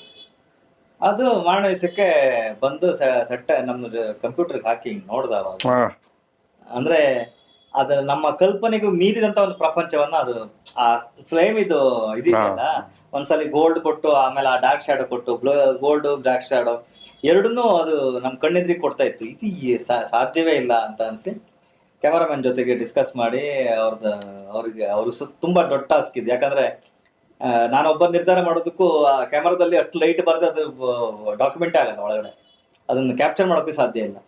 ಅಷ್ಟು ISO ಸಿಗೋ ತರದಕ್ಕೆ ಹೆಂಗ್ ಮಾಡೋದು, ಎಂತ ಕತೆ ಅಂತ ಹೇಳಿ ಡಿಸೈಡ್ ಮಾಡಿ ಆಮೇಲೆ ಆಯ್ತು ನುಗ್ಗೆ ಬಿಡು ಅಂತ ಹೇಳಿ. ಸೊ ಟೋಟಲ್ ಆಗಿ ನಮ್ ನಾರ್ಮಲ್ ಲೈಟ್ ಸೆಟಪ್ ಏನ್ಕಾಗುತ್ತೋ ಅದ್ರ ದುಪ್ಪಟ್ಟು ಖರ್ಚು. ಬಟ್ ಅಲ್ಟಿಮೇಟ್ಲಿ ನಿಮ್ಗೆ ಅದು ನೋಡಿದವಾಗ ಗೊತ್ತಾಗುತ್ತೆ. ಸೊ ಇಲ್ಲಿ ನಮ್ಗೆ ಖರ್ಚು ಬಿದ್ದಿದ್ದೆ ಫೈರಿಗೋಸ್ಕರ ನಾವು ಮಾಡ್ಕೊಂಡಂತ ಅರೇಂಜ್ಮೆಂಟ್ಗಳು, ಅರೇಂಜ್ ಮಾಡೋದಿಕ್ಕೆ ಎಷ್ಟೋ ಕಡೆಗೆ ನಮ್ಗೆ ಗೊತ್ತಿಲ್ದಂಗೆ ಎಣ್ಣೆ ಬಾಟ್ಲಿ ಏನು ಇದಕ್ಕೆ ಹಾಕೋದು, ಸೀಮೆಣ್ಣೆ ಬಾಟ್ಲಿ ಇದೆಲ್ಲ ಅಲ್ಲೆಲ್ಲ ಇಟ್ಟಿದ್ದು ಹಂಗೆ ಇತ್ತು. ಸೊ ಇವೆಲ್ಲ ಆ ಮೂಮೆಂಟಿಗೆ ಗೊತ್ತಾಗ್ಲಿಲ್ಲ ನನ್ಗೆ. ಇದಕ್ಕೆ ಏನೋ VFX ಡಿಪಾರ್ಟ್ಮೆಂಟ್ ಹಿಂಗ್ ಬಂದವಾಗ ಪ್ರತಿ ಫ್ರೇಮ್ ನೋಡಿದವಾಗ ತುಂಬಾ ಕೆಲಸ ತುಂಬಾ ಕೆಲಸ ಹಿಡಿತು. ಬಟ್ ಎಲ್ಲವೂ ಯಕ್ಷಗಾನಕ್ಕೋಸ್ಕರ. ರೈಟ್. ಮುಖ್ಯವಾಗಿ ಇದರ ಮ್ಯೂಸಿಕ್ ಅಂಡ್ ಮ್ಯೂಸಿಕ್ ಡಿಸೈನ್ ಬಗ್ಗೆ ಅಂದ್ರೆ ನಿಮ್ಮಿಂದಲೇ ಗೊತ್ತಾಗಿದ್ದು ಈ US ಪ್ರೊಡ್ಯೂಸರ್ಸು US ನಲ್ಲಿ ಸ್ಯಾಂಪಲಿಂಗ್ ಹೆಂಗ್ ಕೊಡ್ತಾರೆ ಅಂಡ್ ಆಲ್ ಆಫ್ ದ್ಯಾಟ್. ಒಂದು ಬಿಕಾಸ್ ಇದರಲ್ಲೇ ನ್ಯಾಚುರಲ್ ಆಗಿ ಇದರಲ್ಲಿ ಮ್ಯೂಸಿಕ್ ಇದೆ, ಯಕ್ಷಗಾನದ ಕಲೆಯಲ್ಲೇ ಮ್ಯೂಸಿಕ್ ಇದೆ. ನಿಮ್ದು ಏನು ಕೆಲಸ ಇತ್ತು ಮ್ಯೂಸಿಕ್ ವಿಚಾರದಲ್ಲಿ? ಸೊ ಈಗ ನಾವೆಲ್ಲರೂ ಯಕ್ಷಗಾನದಲ್ಲಿ ಕೇಳಿರೋದು ಹೆಂಗಂದ್ರೆ 1 ಚಂಡೆ 2 ಚಂಡೆ 3 ಚಂಡೆ ಈ ತರದ ಸೌಂಡ್ಗಳನ್ನ ಕೇಳಿದ್ವಿ. ಇದು ಥಿಯೇಟ್ರಿಗೆ ಬಂದವಾಗ ಆ ವೈಬ್ ಕೊಡ್ಲಿಕ್ಕೆ ನಮ್ಗೆ ಸಾಕಾಗ್ತಾ ಇರ್ಲಿಲ್ಲ. ಸೊ ಇದನ್ನ ಹೆಂಗೆ ಇದನ್ನ ಡೆವಲಪ್ಮೆಂಟ್ ಮಾಡಿ ನಮ್ಮ ಇವತ್ತಿಗಿರುವಂತ ಏನ್ ಸೌಂಡ್ ಏನ್ ಒಂದು ಹಂತಕ್ಕೆ ಡೆವಲಪ್ಮೆಂಟಲ್ ಸ್ಟೇಜಲ್ಲಿ ಸೌಂಡ್ ಕೂತಿದೆ ಸಿನಿಮಾಕ್ಕೆ. ಸೊ ಈ ಲೆವೆಲ್ಗೆ ತಗೊಂಬರೋದು ಹೆಂಗಂತ ತುಂಬಾ ಪ್ರಶ್ನೆ ಒಳಗಡೆ ಹುಟ್ಟಿತ್ತು. ಬಟ್ ಒಳಗಡೆ ಒಂದು ಕಾನ್ಫಿಡೆನ್ಸ್ ಇತ್ತು, ಏನೋ ಒಂದು ಆಗತ್ತೆ ಭಗವಂತ ನಡೆಸ್ತಾನೆ ಅಂತ. ಸೊ ಲೇಯರ್ಗಳನ್ನ ರೆಕಾರ್ಡ್ ಮಾಡಕ್ ಸ್ಟಾರ್ಟ್ ಮಾಡಿದ್ವಿ. ಚಂಡೆಯವರು ಬಾರಿಸ್ತಾ ಮೊದಲೇ ಅವ್ರು ಬಾರಿಸ್ತಾರೆ, ಸರ್ ಇನ್ನೆಷ್ಟೇ ಲೇಯರ್ ಅಣ್ಣ, ಇನ್ನೆಷ್ಟು ಬಾರಿಸ್ಬೇಕಣ್ಣ. ಸೇಮ್ ಬಾರ್ಸದ್ನೇ ಎಷ್ಟೊತ್ತು ಲೇಯರ್ ಬಾರ್ಸಕ್ ಸ್ಟಾರ್ಟ್ ಮಾಡಿದ್ರು. ಅದು ಹೋಗ್ತಾ ಒಂದು 1600-1700 ಟ್ರ್ಯಾಕ್ ಆಯ್ತು ಲೇಯರ್ಗಳು. ಅದಾದ್ಮೇಲೆ ಒಂದು ವೈಬ್ ಸಿಕ್ತು ನನಗೆ. ಓಕೆ ಸರ್, ಲೇಯರ್ ಅನ್ನ ಹೇಗೆ ಅರ್ಥ ಮಾಡ್ಕೊಳ್ಳೋದು? ಉದಾಹರಣೆಗೆ ನಾರ್ಮಲ್ ನಾವು ಅದೇ ಚಂಡೆನೆ ಲೆಫ್ಟ್ ರೈಟ್ ಸೆಂಟರ್ ಅಂತ ತಗೊಂತೀವಿ. ಸೊ ಅದಾದ್ಮೇಲೆ ಇನ್ನೊಂದು 10 feet ರೇಂಜಿಗೆ ಮಾಡ್ಕೊಂತೀವಿ, ಒಂದು 15 feet ಡೈವರ್ಟ್ ಮಾಡ್ಕೊಂತೀವಿ. ಮೈಕ್ ಪೊಸಿಷನ್ ಚೇಂಜ್ ಮಾಡ್ತೀವಿ. ಸೊ ಎಟ್ ಎ ಟೈಮ್ ನಾವು ರೆಕಾರ್ಡ್ ಮಾಡ್ತಾ 4 ಮೈಕ್ಗಳನ್ನು ಬರ್ತೀವಿ. 4 ಮೈಕಲ್ಲೂ ನಿಮ್ಗೆ ಬೇರೆ ಬೇರೆ ಆಂಬಿಯನ್ಸ್. ಈ ತರದ್ದು 4 ಆಂಬಿಯನ್ಸ್ ಓರಿಯೆಂಟೆಡ್ ನಿಮ್ಗೆ 16 ಟ್ರ್ಯಾಕ್ ಒಂದ್ಸಲಿಗೆ ಟೇಕ್ ಆಯ್ತು. ಅಟ್ ಎ ಟೈಮಿಗೆ. So left right centre 4x3 4x12 track ಚಿಲ್ಲರೆ ಆದ್ರೆ ಬಂತು. ಈ ತರ ಲೇಯರ್ಗಳನ್ನ ವರ್ಕ್ ಮಾಡಿ ಅದ್ರ ಶೇಪ್ ತಗೊಂಡು ಒಂದು ಹಂತಕ್ಕೆ ನನ್ಗೆ ಸಮಾಧಾನ ಆಯ್ತು. ಓಕೆ, ಈಗ ರವಿ ಬಸರು ಹೊರಗಡೆ ಇದಾದ್ಮೇಲೆ ನನಗೆ ಇನ್ನೊಂದು ಟಾಸ್ಕ್ ಇದ್ದಿದ್ದು, ನಾನು ನಾರ್ಮಲ್ ಆಗಿ ಸಿನಿಮಾಗೆ ಏನ್ ಬಳಸ್ತೀನಿ ಅದನ್ನ ಬಳಸೋಕೆ ನನಗೆ ಇಲ್ಲಿ ಆಸ್ಪದ ಇಲ್ಲ. ಸೊ ಇನ್ನೂ ದೊಡ್ಡ ಟಾಸ್ಕ್ ಕೊಡ್ತು ಇದು, ಕೈ ಕಟ್ಟದ ಹಾಗೆ. ಸೊ ಆಯ್ತಂತ ಹೇಳಿ ಇದನ್ನ ನನ್ನ US ಟೀಮಿಗೆ ಇದನ್ನ ನೀಟಾಗಿ ಎಲ್ಲಾ ರೀಲ್ದು ವರ್ಕ್ ಆದ್ಮೇಲೆ ಅದನ್ನ ಪಾರ್ಟ್ ಬೈ ಇದನ್ನ ಅವ್ರಿಗೆ ಸೀಕ್ವೆನ್ಸ್ ಗಳನ್ನ ಕಳ್ಸಕ್ ಹೋಗಿಲ್ಲ. ಬಟ್ ಈ ಸೌಂಡ್ ಇದನ್ನ ನನಗೆ ನೀಟಾಗಿ ಪ್ರೋಸೆಸ್ ಮಾಡಿ ಇದ್ರಲ್ಲಿ ಏನೆಲ್ಲ ಎಲಿಮೆಂಟ್ ನನ್ಗೆ ಏನಿದ್ರು, ಈಗ ನಾನು ಸಬ್ ಹಾಕಿದ್ರು ಇದ್ರಲ್ಲೇ ಇರಬೇಕು, ಅದಾದ್ಮೇಲೆ ಡ್ರೋನ್ ಮಾಡಿದ್ರು ನನ್ಗೆ ಇದ್ರಲ್ಲೇ ಬೇಕು, ಇದ್ರದ್ದು ರಸ ಬಿಟ್ಟು ನನಗೆ ಬೇರೆ ಯಾವ್ದು ಬೇಡ, ಇದನ್ನ ಏನ್ ಮಾಡ್ಕೊಡ್ತೀರಾ ಮಾಡ್ಕೊಡಿ ಅಂತ ಹೇಳಿದ್ರು. ಸೊ ಅವರೊಂದು ನೀಟಾಗಿ ಸೂಪರ್ ಆಗಿ ಕ್ರಿಯೇಟ್ ಮಾಡ್ಕೊಟ್ರು. ಸೊ ಒಂದು ಮೊದಲೇ ಎಡದಲ್ಲಿ ಈ ಮಟ್ಟದ 808 ಕಿಕ್ಕಿನ ತಲೆ ಮೇಲೆ ಹೊಡೆಯುವಷ್ಟು ತಾಕತ್ತಿದೆ ಅಂತ ಹೇಳಿ ಇದು ಬಂದಾದ್ಮೇಲೆ ಗೊತ್ತಾದ ನನಗೆ. ಸೊ ಆ ವೈಬ್ರೆಂಟ್ ಏನು ಸಸ್ಟೈನ್ ಲೋನ ಸೊ ಇದ್ರಲ್ಲೇ ಕ್ರಿಯೇಟ್ ಮಾಡಿ ಎಲ್ಲದು ಇದ್ರದ ಅಂಶಗಳನ್ನೇ ತಗೊಂಡು ಕ್ರಿಯೇಟ್ ಮಾಡ್ಕೊಂಡು ನನಗೆ ಇದು ಹೋದ್ಸಲ ಹೊಳಿಲಿಲ್ಲ, ಈಗ ಹೊಳಿತಾ ಇದೆ. ನೀವು ಪ್ರೋಗ್ರಾಮರ್ ಆಗಿದ್ದಿದ್ದೇ ಇದಕ್ಕೆ ಮೂಲ ಅಲ್ಲ? ಸೊ ಅಂದ್ರೆ ಬಹುಶಃ ಪ್ರೋಗ್ರಾಮರ್ ಆಗಿದ್ದಕ್ಕೆ ಇವತ್ತಿನಾಗೂ ನಾನು ಮ್ಯೂಸಿಕ್ ಡೈರೆಕ್ಟರ್ ಆಗಿದ್ದೀನಿ ಅಂತ ಅನ್ಸುತ್ತೆ. ಸೊ ನಾನು ಬರೇ ಮ್ಯೂಸಿಕ್ ಡೈರೆಕ್ಟರ್ ಆಗಿ ಓಡಾಡ್ಕೊಂಡು ಕೆಲಸ ಹೇಳ್ಕೊಂಡು ಮಾಡ್ತಾರ ಆಗಿದ್ರೆ ಖಂಡಿತ ಈ ಫೀಲ್ಡ್ ನಾನು ಇಷ್ಟು ಟೈಮ್ ಇರ್ಲಿಕ್ಕೆ ಸಾಧ್ಯ ಇಲ್ಲ. ನನ್ಗೆ I love that field. Correct. Music produce ಮಾಡುವಂತ ಫೀಲ್ಡ್ ಅನ್ನ ನಾನು ಇಷ್ಟಪಟ್ಟು ಅದನ್ನೇ ಮಾಡೋದಕ್ಕೋಸ್ಕರ ಪ್ರತಿಯೊಬ್ಬರು ನಿರ್ದೇಶಕ ಜೊತೆ ಕೂತಾಗ ಏನೋ ಒಂದು ಹೊಸತನ ಐಡಿಯಾಗಳು ಬರುತ್ತೆ. ಈ ಫೀಲ್ಡ್ ಹಂಗೆ ಅಲ್ಲ, ಝೀರೋದಿಂದ ಮಾಡ್ತೀವಿ, ಏನು ಇಲ್ಲ, ಝೀರೋದಿಂದ ಹೊಸ ಇದನ್ನ ಕಟ್ತೀವಿ. ಅದನ್ನ ಕಟ್ತಾವಾಗ ಅವ್ರ ಮುಖದಲ್ಲಿ ಖುಷಿ ನೋಡಿದವಾಗ ಖುಷಿ ಆಗುತ್ತೆ. ಬಟ್ ಇದಕ್ಕೆ ಅಂತ ಕಂಪೋಸ್ ಮಾಡಿದ್ದುಂಟಾ? ಕಂಪೋಸ್ ಅಂದ್ರೆ ಅವ್ರ ಜೊತೆ ಕೂತಾವಾಗ. ಈಗ ಉದಾಹರಣೆಗೆ ಏನ್ ಬ್ರಿಡ್ಜ್ ಅಂತೀವಿ ನಾವು, ಸೀನ್ ಟು ಸೀನ್ ಬ್ರಿಡ್ಜ್ ಅನ್ನ ಟ್ರಾನ್ಸಿಷನ್ ನಾವು ಏನ್ ಸಿನಿಮಾದಲ್ಲಿ ಬಳಸ್ತೀವಿ, ಇದನ್ನ ಇವರು ಸಾಹಿತ್ಯವನ್ನ ಸ್ಕೋರ್ ತರ ಬಳಸ್ತಾ ಇದ್ದಾರೆ. ನಂಗೆ ಅದು ನಂಗೆ ತುಂಬಾ ಇಂಪ್ಯಾಕ್ಟ್ ಕೊಟ್ಟಂತ ಸಾಹಿತ್ಯವನ್ನ ಸ್ಕೋರ್ ರೀತಿ ಹೋಗುತ್ತೆ. ಅದು ನಿಮ್ಗೆ ನಾವು ಈಗ ಏನ್ ಹೈಪ್ ಕೊಟ್ಟು ಆ ಸೀನಿಂದ ಟಪ್ ಅಂತ ಇನ್ನೊಂದು ಸೀನ್ ಹೋಗ್ತೀವಲ್ಲ, ಇವರು ಆ ಸಾಹಿತ್ಯದ ಮೂಲಕ ಕೊಡ್ತಾ ಇದ್ದಾರೆ. ಅದು ನನ್ಗೆ ಬಹಳ ಒಂದು ಡಿಫ್ರೆಂಟ್ ಆಂಗಲ್. ಅದು ಏನಂದ್ರೆ ಆ ಪರ್ಸ್ಪೆಕ್ಟಿವ್ ಆಂಗಲ್ ಥಿಂಕ್ ಮಾಡಕ್ಕೆ ಸಾಧ್ಯ ಇಲ್ಲ. ಅದು ಹೊಸ ತರ ಅಂತ ಬಿಟ್ಕೊಂತ ಅದು ಹೋಗ್ತಾ ಜೊತೆಗೆ ಟ್ರಾವೆಲ್ ಆಗ್ತದ್ದು. ಆಕ್ಚುಲಿ ಇಲ್ಲಿಂದ ನಿಮ್ಗೆ ಸಿಕ್ಕ ಕಲಿಕೆಯನ್ನ ನೀವು ಮುಂದೆ ಬಳಸ್ಕೋಬಹುದೇನೋ. 100 ಅಲ್ಲ 200 ಅದೆಲ್ಲ. ಆದ್ರೆ ಎಸ್ಪೆಷಲಿ ಗೊತ್ತಿಲ್ಲದ ರೀತಿ ಆಂಜನೇಯನ್ ತರ ಇದ್ದಂಗಿತ್ತು. ನಾನು ಅವ್ರ ಜೊತೆಗೆ ಹೋದವಾಗ ಸೊ ನಾವು ತಕ್ಕ ಮಟ್ಟಿಗೆ ಬಳಸ್ತಾ ಇದ್ವಿ, ಬಟ್ ನಮ್ಗೆ ಅದ್ರ ವಿಷಯನೇ ಗೊತ್ತಿರ್ಲಿಲ್ಲ. ನಾನು ಹೀಗೆ ಊಟ ಮಾಡ್ತಿದ್ದೆ ಅಂತ ಅನ್ಕೊಂಡೆ, ಇವ್ರು ಇಲ್ಲೇ ಇದೆಯಲ್ಲ ಅಂತ ತೋರ್ಸ್ಕೊಂಡು. ಇದು ನೀವು ಪ್ರೋಗ್ರಾಮರ್ ಆಗಿ ಹೆಚ್ಚು ಕೆಲಸ ಮಾಡಿದ್ದು ಅರ್ಜುನ್ ಜನ್ಯ ಅವರ ಜೊತೆ ಅಲ್ವಾ? ಈಗ ಅರ್ಜುನ್ ಜನ್ಯ ಅವರು ಡೈರೆಕ್ಟರ್, ಹರಿಕೃಷ್ಣ ಅವರು ಡೈರೆಕ್ಟರ್, ಹಂಸಲೇಖ ಅವರು ಸ್ಟೋರಿ, ಸ್ಕ್ರೀನ್ ಪ್ಲೇ, ಡೈಲಾಗ್ ಎಲ್ಲ ಬರ್ದಿದ್ದಾರೆ. ಇದೇನು ಮ್ಯೂಸಿಕ್ ಡೈರೆಕ್ಟರ್ಸ್ ಎಲ್ಲ ಅವರಲ್ಲಿ ಒಂದು ಡೈರೆಕ್ಟರ್ ಇದಾರಲ್ಲ. ಬಹುಶಃ ಏನು ಸಿನಿಮಾಗಳನ್ನ ಮಾಡ್ತಾ ನಮ್ಮೊಳಗಡೆ ಹುಟ್ಟಂತ ಆಸೆ ಅಂತ ಇರ್ಬೋದು. ಅಥವಾ ಇವ್ರು ಏನ್ ಫಿಲ್ಮ್ಗಳು ಮಾಡ್ತಾರೆ, ಅಯ್ಯೋ ನಾವೇ ಚೆನ್ನಾಗಿ ಮಾಡ ಅಂತ ಅದು ಅನ್ಸಿಲ್ಲ. ಇಲ್ಲ, ಒಂದು ಮರಕ್ಕಿಂತ ಒಂದು ಮರ ದೊಡ್ಡದಿರುತ್ತೆ. ಕರೆಕ್ಟ್. ಇಲ್ಲಿ ಅಂದ್ರೆ ಇನ್ನೊಬ್ರು ಪ್ರತಿಭೆಗಳನ್ನ ಪಾಯಿಂಟ್ ಮಾಡೋದಕ್ಕಿಂತ ವರ್ಕ್ ಮಾಡ್ತಾ ಇರ್ತೇವೆ. ನಾವು ವರ್ಕ್ ಮಾಡ್ತಾ ಯಾವ್ದೋ ಒಂದು ಸೀಕ್ವೆನ್ಸ್ ಗಳನ್ನ ನೋಡಿದವಾಗ ಇವನ್ ನನ್ಗೆ ಎಷ್ಟೋ ಸಲ ಡೈರೆಕ್ಷನ್ ಟ್ರಿಗರ್ ಮಾಡಿದ್ದು KGF ಆಗಿರ್ಬೋದು, ಉಗ್ರಂ ಟ್ರಿಗರ್ ಮಾಡಿದೆ. ಪ್ರತಿ ಸಲಕ್ಕೂ ಇಂಥ ಸಿನಿಮಾಗಳ ಜೊತೆ ವರ್ಕ್ ಮಾಡಿದವಾಗ ಒಂದ್ ಒಳಗಡೆ ಹುಟ್ಟುತ್ತೆ, ಇಷ್ಟು ಚೆನ್ನಾಗಿ ಮಾಡಿದಾರಲ್ಲ, ಸೊ ಇದನ್ನ ನಾವು ಮಾಡಿದ್ರೆ ಹೆಂಗಿರುತ್ತೆ, ಒಂದು ಟ್ರೈ ಮಾಡುವ ಅಂತ ಹೇಳಿ ಈ ಆಂಗಲ್. ನಿಮಗೆ ಅದರಲ್ಲಿ ಆಕರ್ಷಣೆ ಮಾಡೋದು ಸ್ಟೋರಿ ಟೆಲ್ಲಿಂಗ್. ಈವನ್ ಪ್ರತಿಯೊಬ್ಬರಿಗೂ ನನ್ಗೆ ಗೊತ್ತಿದ್ದಂಗೆ ಎಲ್ಲಾ ಸಂಗೀತ ನಿರ್ದೇಶಕರಿಗೂ ವರ್ಕ್ ಮಾಡ್ತಾ ನಮ್ಗೆ ಇಷ್ಟ ಆಗುವಂತದ್ದು ಆ ಸ್ಟೋರಿ ಟೆಲ್ಲಿಂಗ್ ಸ್ಟೈಲ್. ಅದೇ ನಮ್ಮನ್ನ ಟ್ರಿಗರ್ ಮಾಡೋದು. ಎಷ್ಟೋ ಸಿನಿಮಾಗಳಿಗೆ ನಾವು ಅದನ್ನ ನಮ್ಗೆ ಗೊತ್ತಿಲ್ದಂಗೆ ಅದ್ರೊಳಗೆ ಇನ್ವಾಲ್ವ್ ಆಗ್ಬಿಡ್ತೀವಿ. ಸೊ ಅದು 100% ಟ್ರಿಗರ್ ಮಾಡಿರ್ತಾರೆ. ಇನ್ಫ್ಯಾಕ್ಟ್ ನಾನು ಹೋದ್ಸಲ ಕೇಳಿದ್ದೆ ನಿಮ್ಗೆ ಬ್ಯಾಕ್ ಗ್ರೌಂಡ್ ಸ್ಕೋರಿಂಗ್ ಇಷ್ಟನಾ, ಹಾಡುಗಳು ಇಷ್ಟನಾ ಅಂತ. ನೀವು ಅದಕ್ಕೊಂದು ಟಕ್ ಅಂತ ಒಂದು ಉತ್ತರ ಕೊಟ್ಟಿದ್ರಿ, ಹಾಡುಗಳನ್ನೇ ಸ್ಕೋರ್ ಆಗಿ ಯೂಸ್ ಮಾಡೋದವ್ರಿಗೆ ಇಷ್ಟ ಅಂತ. ಅದನ್ನ ಯಾಕೆ ಇಲ್ಲಿ ತರ್ತಾ ಇದ್ದೀನಿ ಅಂದ್ರೆ, ಹಾಡುಗಳು ಪ್ರಾಯಶಃ ಸ್ವಲ್ಪ ಚಿತ್ರಕ್ಕೆ ಇಂಡಿಪೆಂಡೆಂಟ್ ಆಗು ಮಾಡ್ಬಿಡ್ತಾರೆ, ಅದನ್ನ ಸೇರಿಸ್ಕೋಬಲ್ರು, ಬಟ್ ಸ್ಕೋರ್ ಚಿತ್ರಕ್ಕೆ ಮಾಡ್ಬೇಕಲ್ಲ. ಸೊ ಅಲ್ಲಿ ನೀವು ಪ್ರತಿಯೊಬ್ಬ ಮ್ಯೂಸಿಕ್ ಡೈರೆಕ್ಟರ್ ಕೂಡ ಆ ಚಿತ್ರದ ಜೊತೆ ಅಷ್ಟು ಸಮಯ ಕಳೆದ ಸ್ಕೋರ್ ಮಾಡಿರುವಾಗ, ಅಂಡ್ ಎಸ್ಪೆಷಲಿ ಯು, ಬಿಕಾಸ್ ನೀವು ಸ್ಕೋರಿಂಗ್ಗೆ ಅಷ್ಟು ಪ್ರಾಮುಖ್ಯತೆಯನ್ನು ಕೊಡೋದ್ರಿಂದ ಇದನ್ನ ಬೇರೆ ಚಾನ್ಸ್ ಪ್ರಶಾಂತ್ ನೀಲ್ ಅವ್ರು ನೋಡಿದ್ರ? ಅವ್ರಿಗೆ ಶೋರಿಲ್ ಅಂತ ತೋರಿಸಿದೀನಿ. ಹಾ, ಹಾ, ಹಾ, ಹಾ. ತುಂಬಾ ಯಾವ ಗ್ಯಾಪ್ ಅಲ್ಲಿ ಮಾಡಿದ್ರಿ ಇದು ಅಂತ. ನಾವ್- ಅಂದ್ರೆ ನೀವು ಅವರಿಗೆ ಇದನ್ನು ಮುಂಚೆ ಅನೌನ್ಸ್ ಮಾಡೋದು, ಹೇಳೋದು, ಎಕ್ಸ್ಚೇಂಜ್ ಮಾಡೋದು ಇದೆಲ್ಲ ಇಲ್ಲ? ಅಂದ್ರೆ ನಂದೊಂದು ವರ್ಕಿಂಗ್ ಸ್ಟೈಲ್ ಅಂತ ಇದೆ. ಆ ತರದಲ್ಲಿ ನಾನು ನನ್ನ ಆಂಗಲ್ಗೆ ಏನ್ ಬೇಕೋ ಅದನ್ನ ನಾನು ಮಾಡ್ಕೊಂತ ಬಂದಿದ್ದೀನಿ ಇದು ಅನ್ಕೊಂಡಿಲ್ಲ ಸಿನಿಮಾಗಳು. ಸಿನಿಮಾ ಹತ್ರಕ್ಕೆ ಬಂದವಾಗ ಅವ್ರಿಗೆ ತಿಳಿಸಿ, ನನಗೆ ಈ ಸಿನಿಮಾ ಇಷ್ಟು ಇನ್ವೆಸ್ಟ್ಮೆಂಟ್ ಆದಾಗ ಅವರು ಆಸ್ ಎ ಬ್ರದರ್ ನನ್ಗೆ ಕನ್ಸರ್ನ್ ಕೊಟ್ಟು ನನಗೆ ಇಲ್ಲ ವಿಜಯ್ ಸರ್ ಹತ್ರ ಮಾತಾಡಿ ಒಂದ್ಸರಿ, ಸೊ ಅಟ್ಲೀಸ್ಟ್ ಸರಿಯಾದ ಜನರಿಗೆ ತಲುಪೋ ಥರ ಆಗಲಿ, ಇಷ್ಟು ಚೆನ್ನಾಗಿ ಮಾಡಿದ್ದೀರಾ ಅಂತ ಹೇಳಿ. ಸೊ ಆಸ್ ಎ ಬ್ರದರ್ ಆಗಿ ಒಂದು 2 ಕೈ ನನ್ನ ತಲೆ ಮೇಲೆ ಇದೆ, ಅದೊಂದು ಧೈರ್ಯ. ವಿಜಯ್ ಸರ್ ಅಷ್ಟೇ, ನಾನು ಬೇರೆ ಯಾವ ಸಿನಿಮಾಗಳಿಗೂ ನಾನು ಅಪ್ರೋಚ್ ಆಗಿಲ್ಲ. ಕಮರ್ಷಿಯಲ್ ಸಿನಿಮಾ ಆಗಿದ್ದು ನಾವು ಒಂದು ಅಪ್ರೋಚ್ ಆದ್ರೆ ಅದು ಬೇರೆ ತರ ಆಗುತ್ತೆ. ಸೊ ಒಂದು ಕಲ್ಚರ್ನ ಟಾಪಿಕ್ ಇಟ್ಕೊಂಡು ನಾನು ಮಾಡ್ತಾ ಇರೋದ್ರಿಂದ ಅದನ್ನ ಶೋರಲ್ಲಿ ನೋಡಾದ್ಮೇಲೆ ಇಲ್ಲ ಖಂಡಿತ ಮಾಡ್ಕೊಡ್ತೀನಿ, ಸಂಸ್ಕೃತಿ ಉಳಿಬೇಕು ಅಂತ ಮಾಡ್ತಾ ಇದ್ದೀನಿ. ಇಷ್ಟೊಂದು ನನ್ನ ಕೈಲಿ ಏನಾಗುತ್ತೆ ಸಾಧ್ಯತೆ ಇದೆ ಎಲ್ಲಾ ಸಿನಿಮಾಗಳು ಮಾಡ್ತಾರೆ, ಇದನ್ನ ಮಾಡ್ಕೊಡ್ತೀನಿ. Super super super. ನೀವು ಹೋದ್ಸಲ ಏನ್ ಹೇಳಿದ್ರಿ ಅಂದ್ರೆ ಪ್ರತಿ 3 ತಿಂಗಳಿಗೂ ಮ್ಯೂಸಿಕ್ ಬದಲಾಗ್ತಾ ಹೋಗುತ್ತೆ ಅಂತ. ಈಗ ಏನ್ what you think is current ಆಗಿ ಏನ್ ನಡೀತಾರೆ? ಈಗ ನಡೀತಾ ಇರೋದು ಫಾಂಕ್ ಅಲ್ಲಿ ಅದನ್ನು ಈಗ ನಡೀತಾ ಇರುವಂತದ್ದು. ಅದರಲ್ಲಿ ಎಲ್ಲ ಅಂದ್ರೆ ಇಂಪ್ಲಿಮೆಂಟ್ ಮಾಡ್ತಾ ಇದ್ದಾರೆ ಆ ಫಾಂಕ್ ಅನ್ನೇ ಬೇರೆ ಬೇರೆ ತರದಲ್ಲಿ. ಈಗ ಅದ್ರದ್ದು ಕಂಪ್ಲೀಟ್ಲಿ ಎಕ್ಸ್ಪೆರಿಮೆಂಟ್ ನಾನು ಮಾಡಿದ್ದು ಇದ್ರಲ್ಲಿ ಮಾರ್ಕೋ. ಸೊ ಅದರಲ್ಲಿ ಹಾರ್ಡ್ ಕೋರ್ ಇದೆ, ತುಂಬಾ ಇದೆ, ವೆರೈಟಿ ಆಫ್ ಇದೆ. ಸೊ ಇದರಲ್ಲಿ ಈಗ ಮಿಕ್ಸ್ ಮಾಡೋ ತರದಲ್ಲಿ ನಡೀತಾ ಇದೆ ಈಗ ಜಮಾನ, ಅದ್ರಲ್ಲಿ ನಡೀತಾ ಇದೆ. ನನ್ನ ಲೆಕ್ಕ ಈಗ ಅನದರ್ ಇದೊಂದು ಸ್ವಲ್ಪ ಜಾಸ್ತಿ ನಡೆಯುತ್ತೆ, ಯಾಕಂದ್ರೆ ಇದರಲ್ಲಿ ಎಲ್ಲಾ ಎಮೋಷನ್ ನ ಹಾಕುವಂತ ಸ್ಪೇಸ್ ಇದರಲ್ಲಿ ಇದೆ ಈ ಮ್ಯೂಸಿಕ್ ಟ್ರೆಂಡ್ ಈ ಸ್ಟೈಲ್ ಅಲ್ಲಿ. ಸೊ ಹಾಗಾಗಿ ಇನ್ನೊಂದು 6 ತಿಂಗಳು ಇದೆಲ್ಲ ಎಕ್ಸ್ಟ್ರಾ ನಡೀಬಹುದು. ಏಪ್ರಿಲ್ 18ನೇ ತಾರೀಕು ವೀರಚಂದ್ರಹಾಸ ಬರ್ತಾ ಇದೆ. ಆಬ್ವಿಯಸ್ಲಿ ನೀವು ಬುದ್ಧಿವಂತರು, ಟ್ರೇಲರ್ ಅಂತ ಏನೂ ಬಿಟ್ಟಿಲ್ಲ, ಬಟ್ ಇಲ್ಲಿ ಬಂದವರೆಲ್ಲರಿಗೂ ನೀವು ಏನು ಕ್ರಿಯೇಟ್ ಮಾಡಿದ್ದೀರಿ ಅಂತ ತೋರಿಸ್ತಿದ್ದೀರಿ. ಅದು ಸರಿಯೇ ಬಿಕಾಸ್ ನಾನೇ ನಿಮ್ಗೆ ಹೇಳೋದು ಹಾಗೆ, ನನಗೆ ನೀವೇನು ಇಲ್ಲಿದಿ ಒಂದು ಶೋರಿಲಿ ಏನು ತೋರಿಸಿದ್ರು ಅದರಲ್ಲಿ ನನಗೆ ನಂಬಿಕೆ, ಧೈರ್ಯ ಎರಡೂ ಜಾಸ್ತಿ ಆಯಿತು.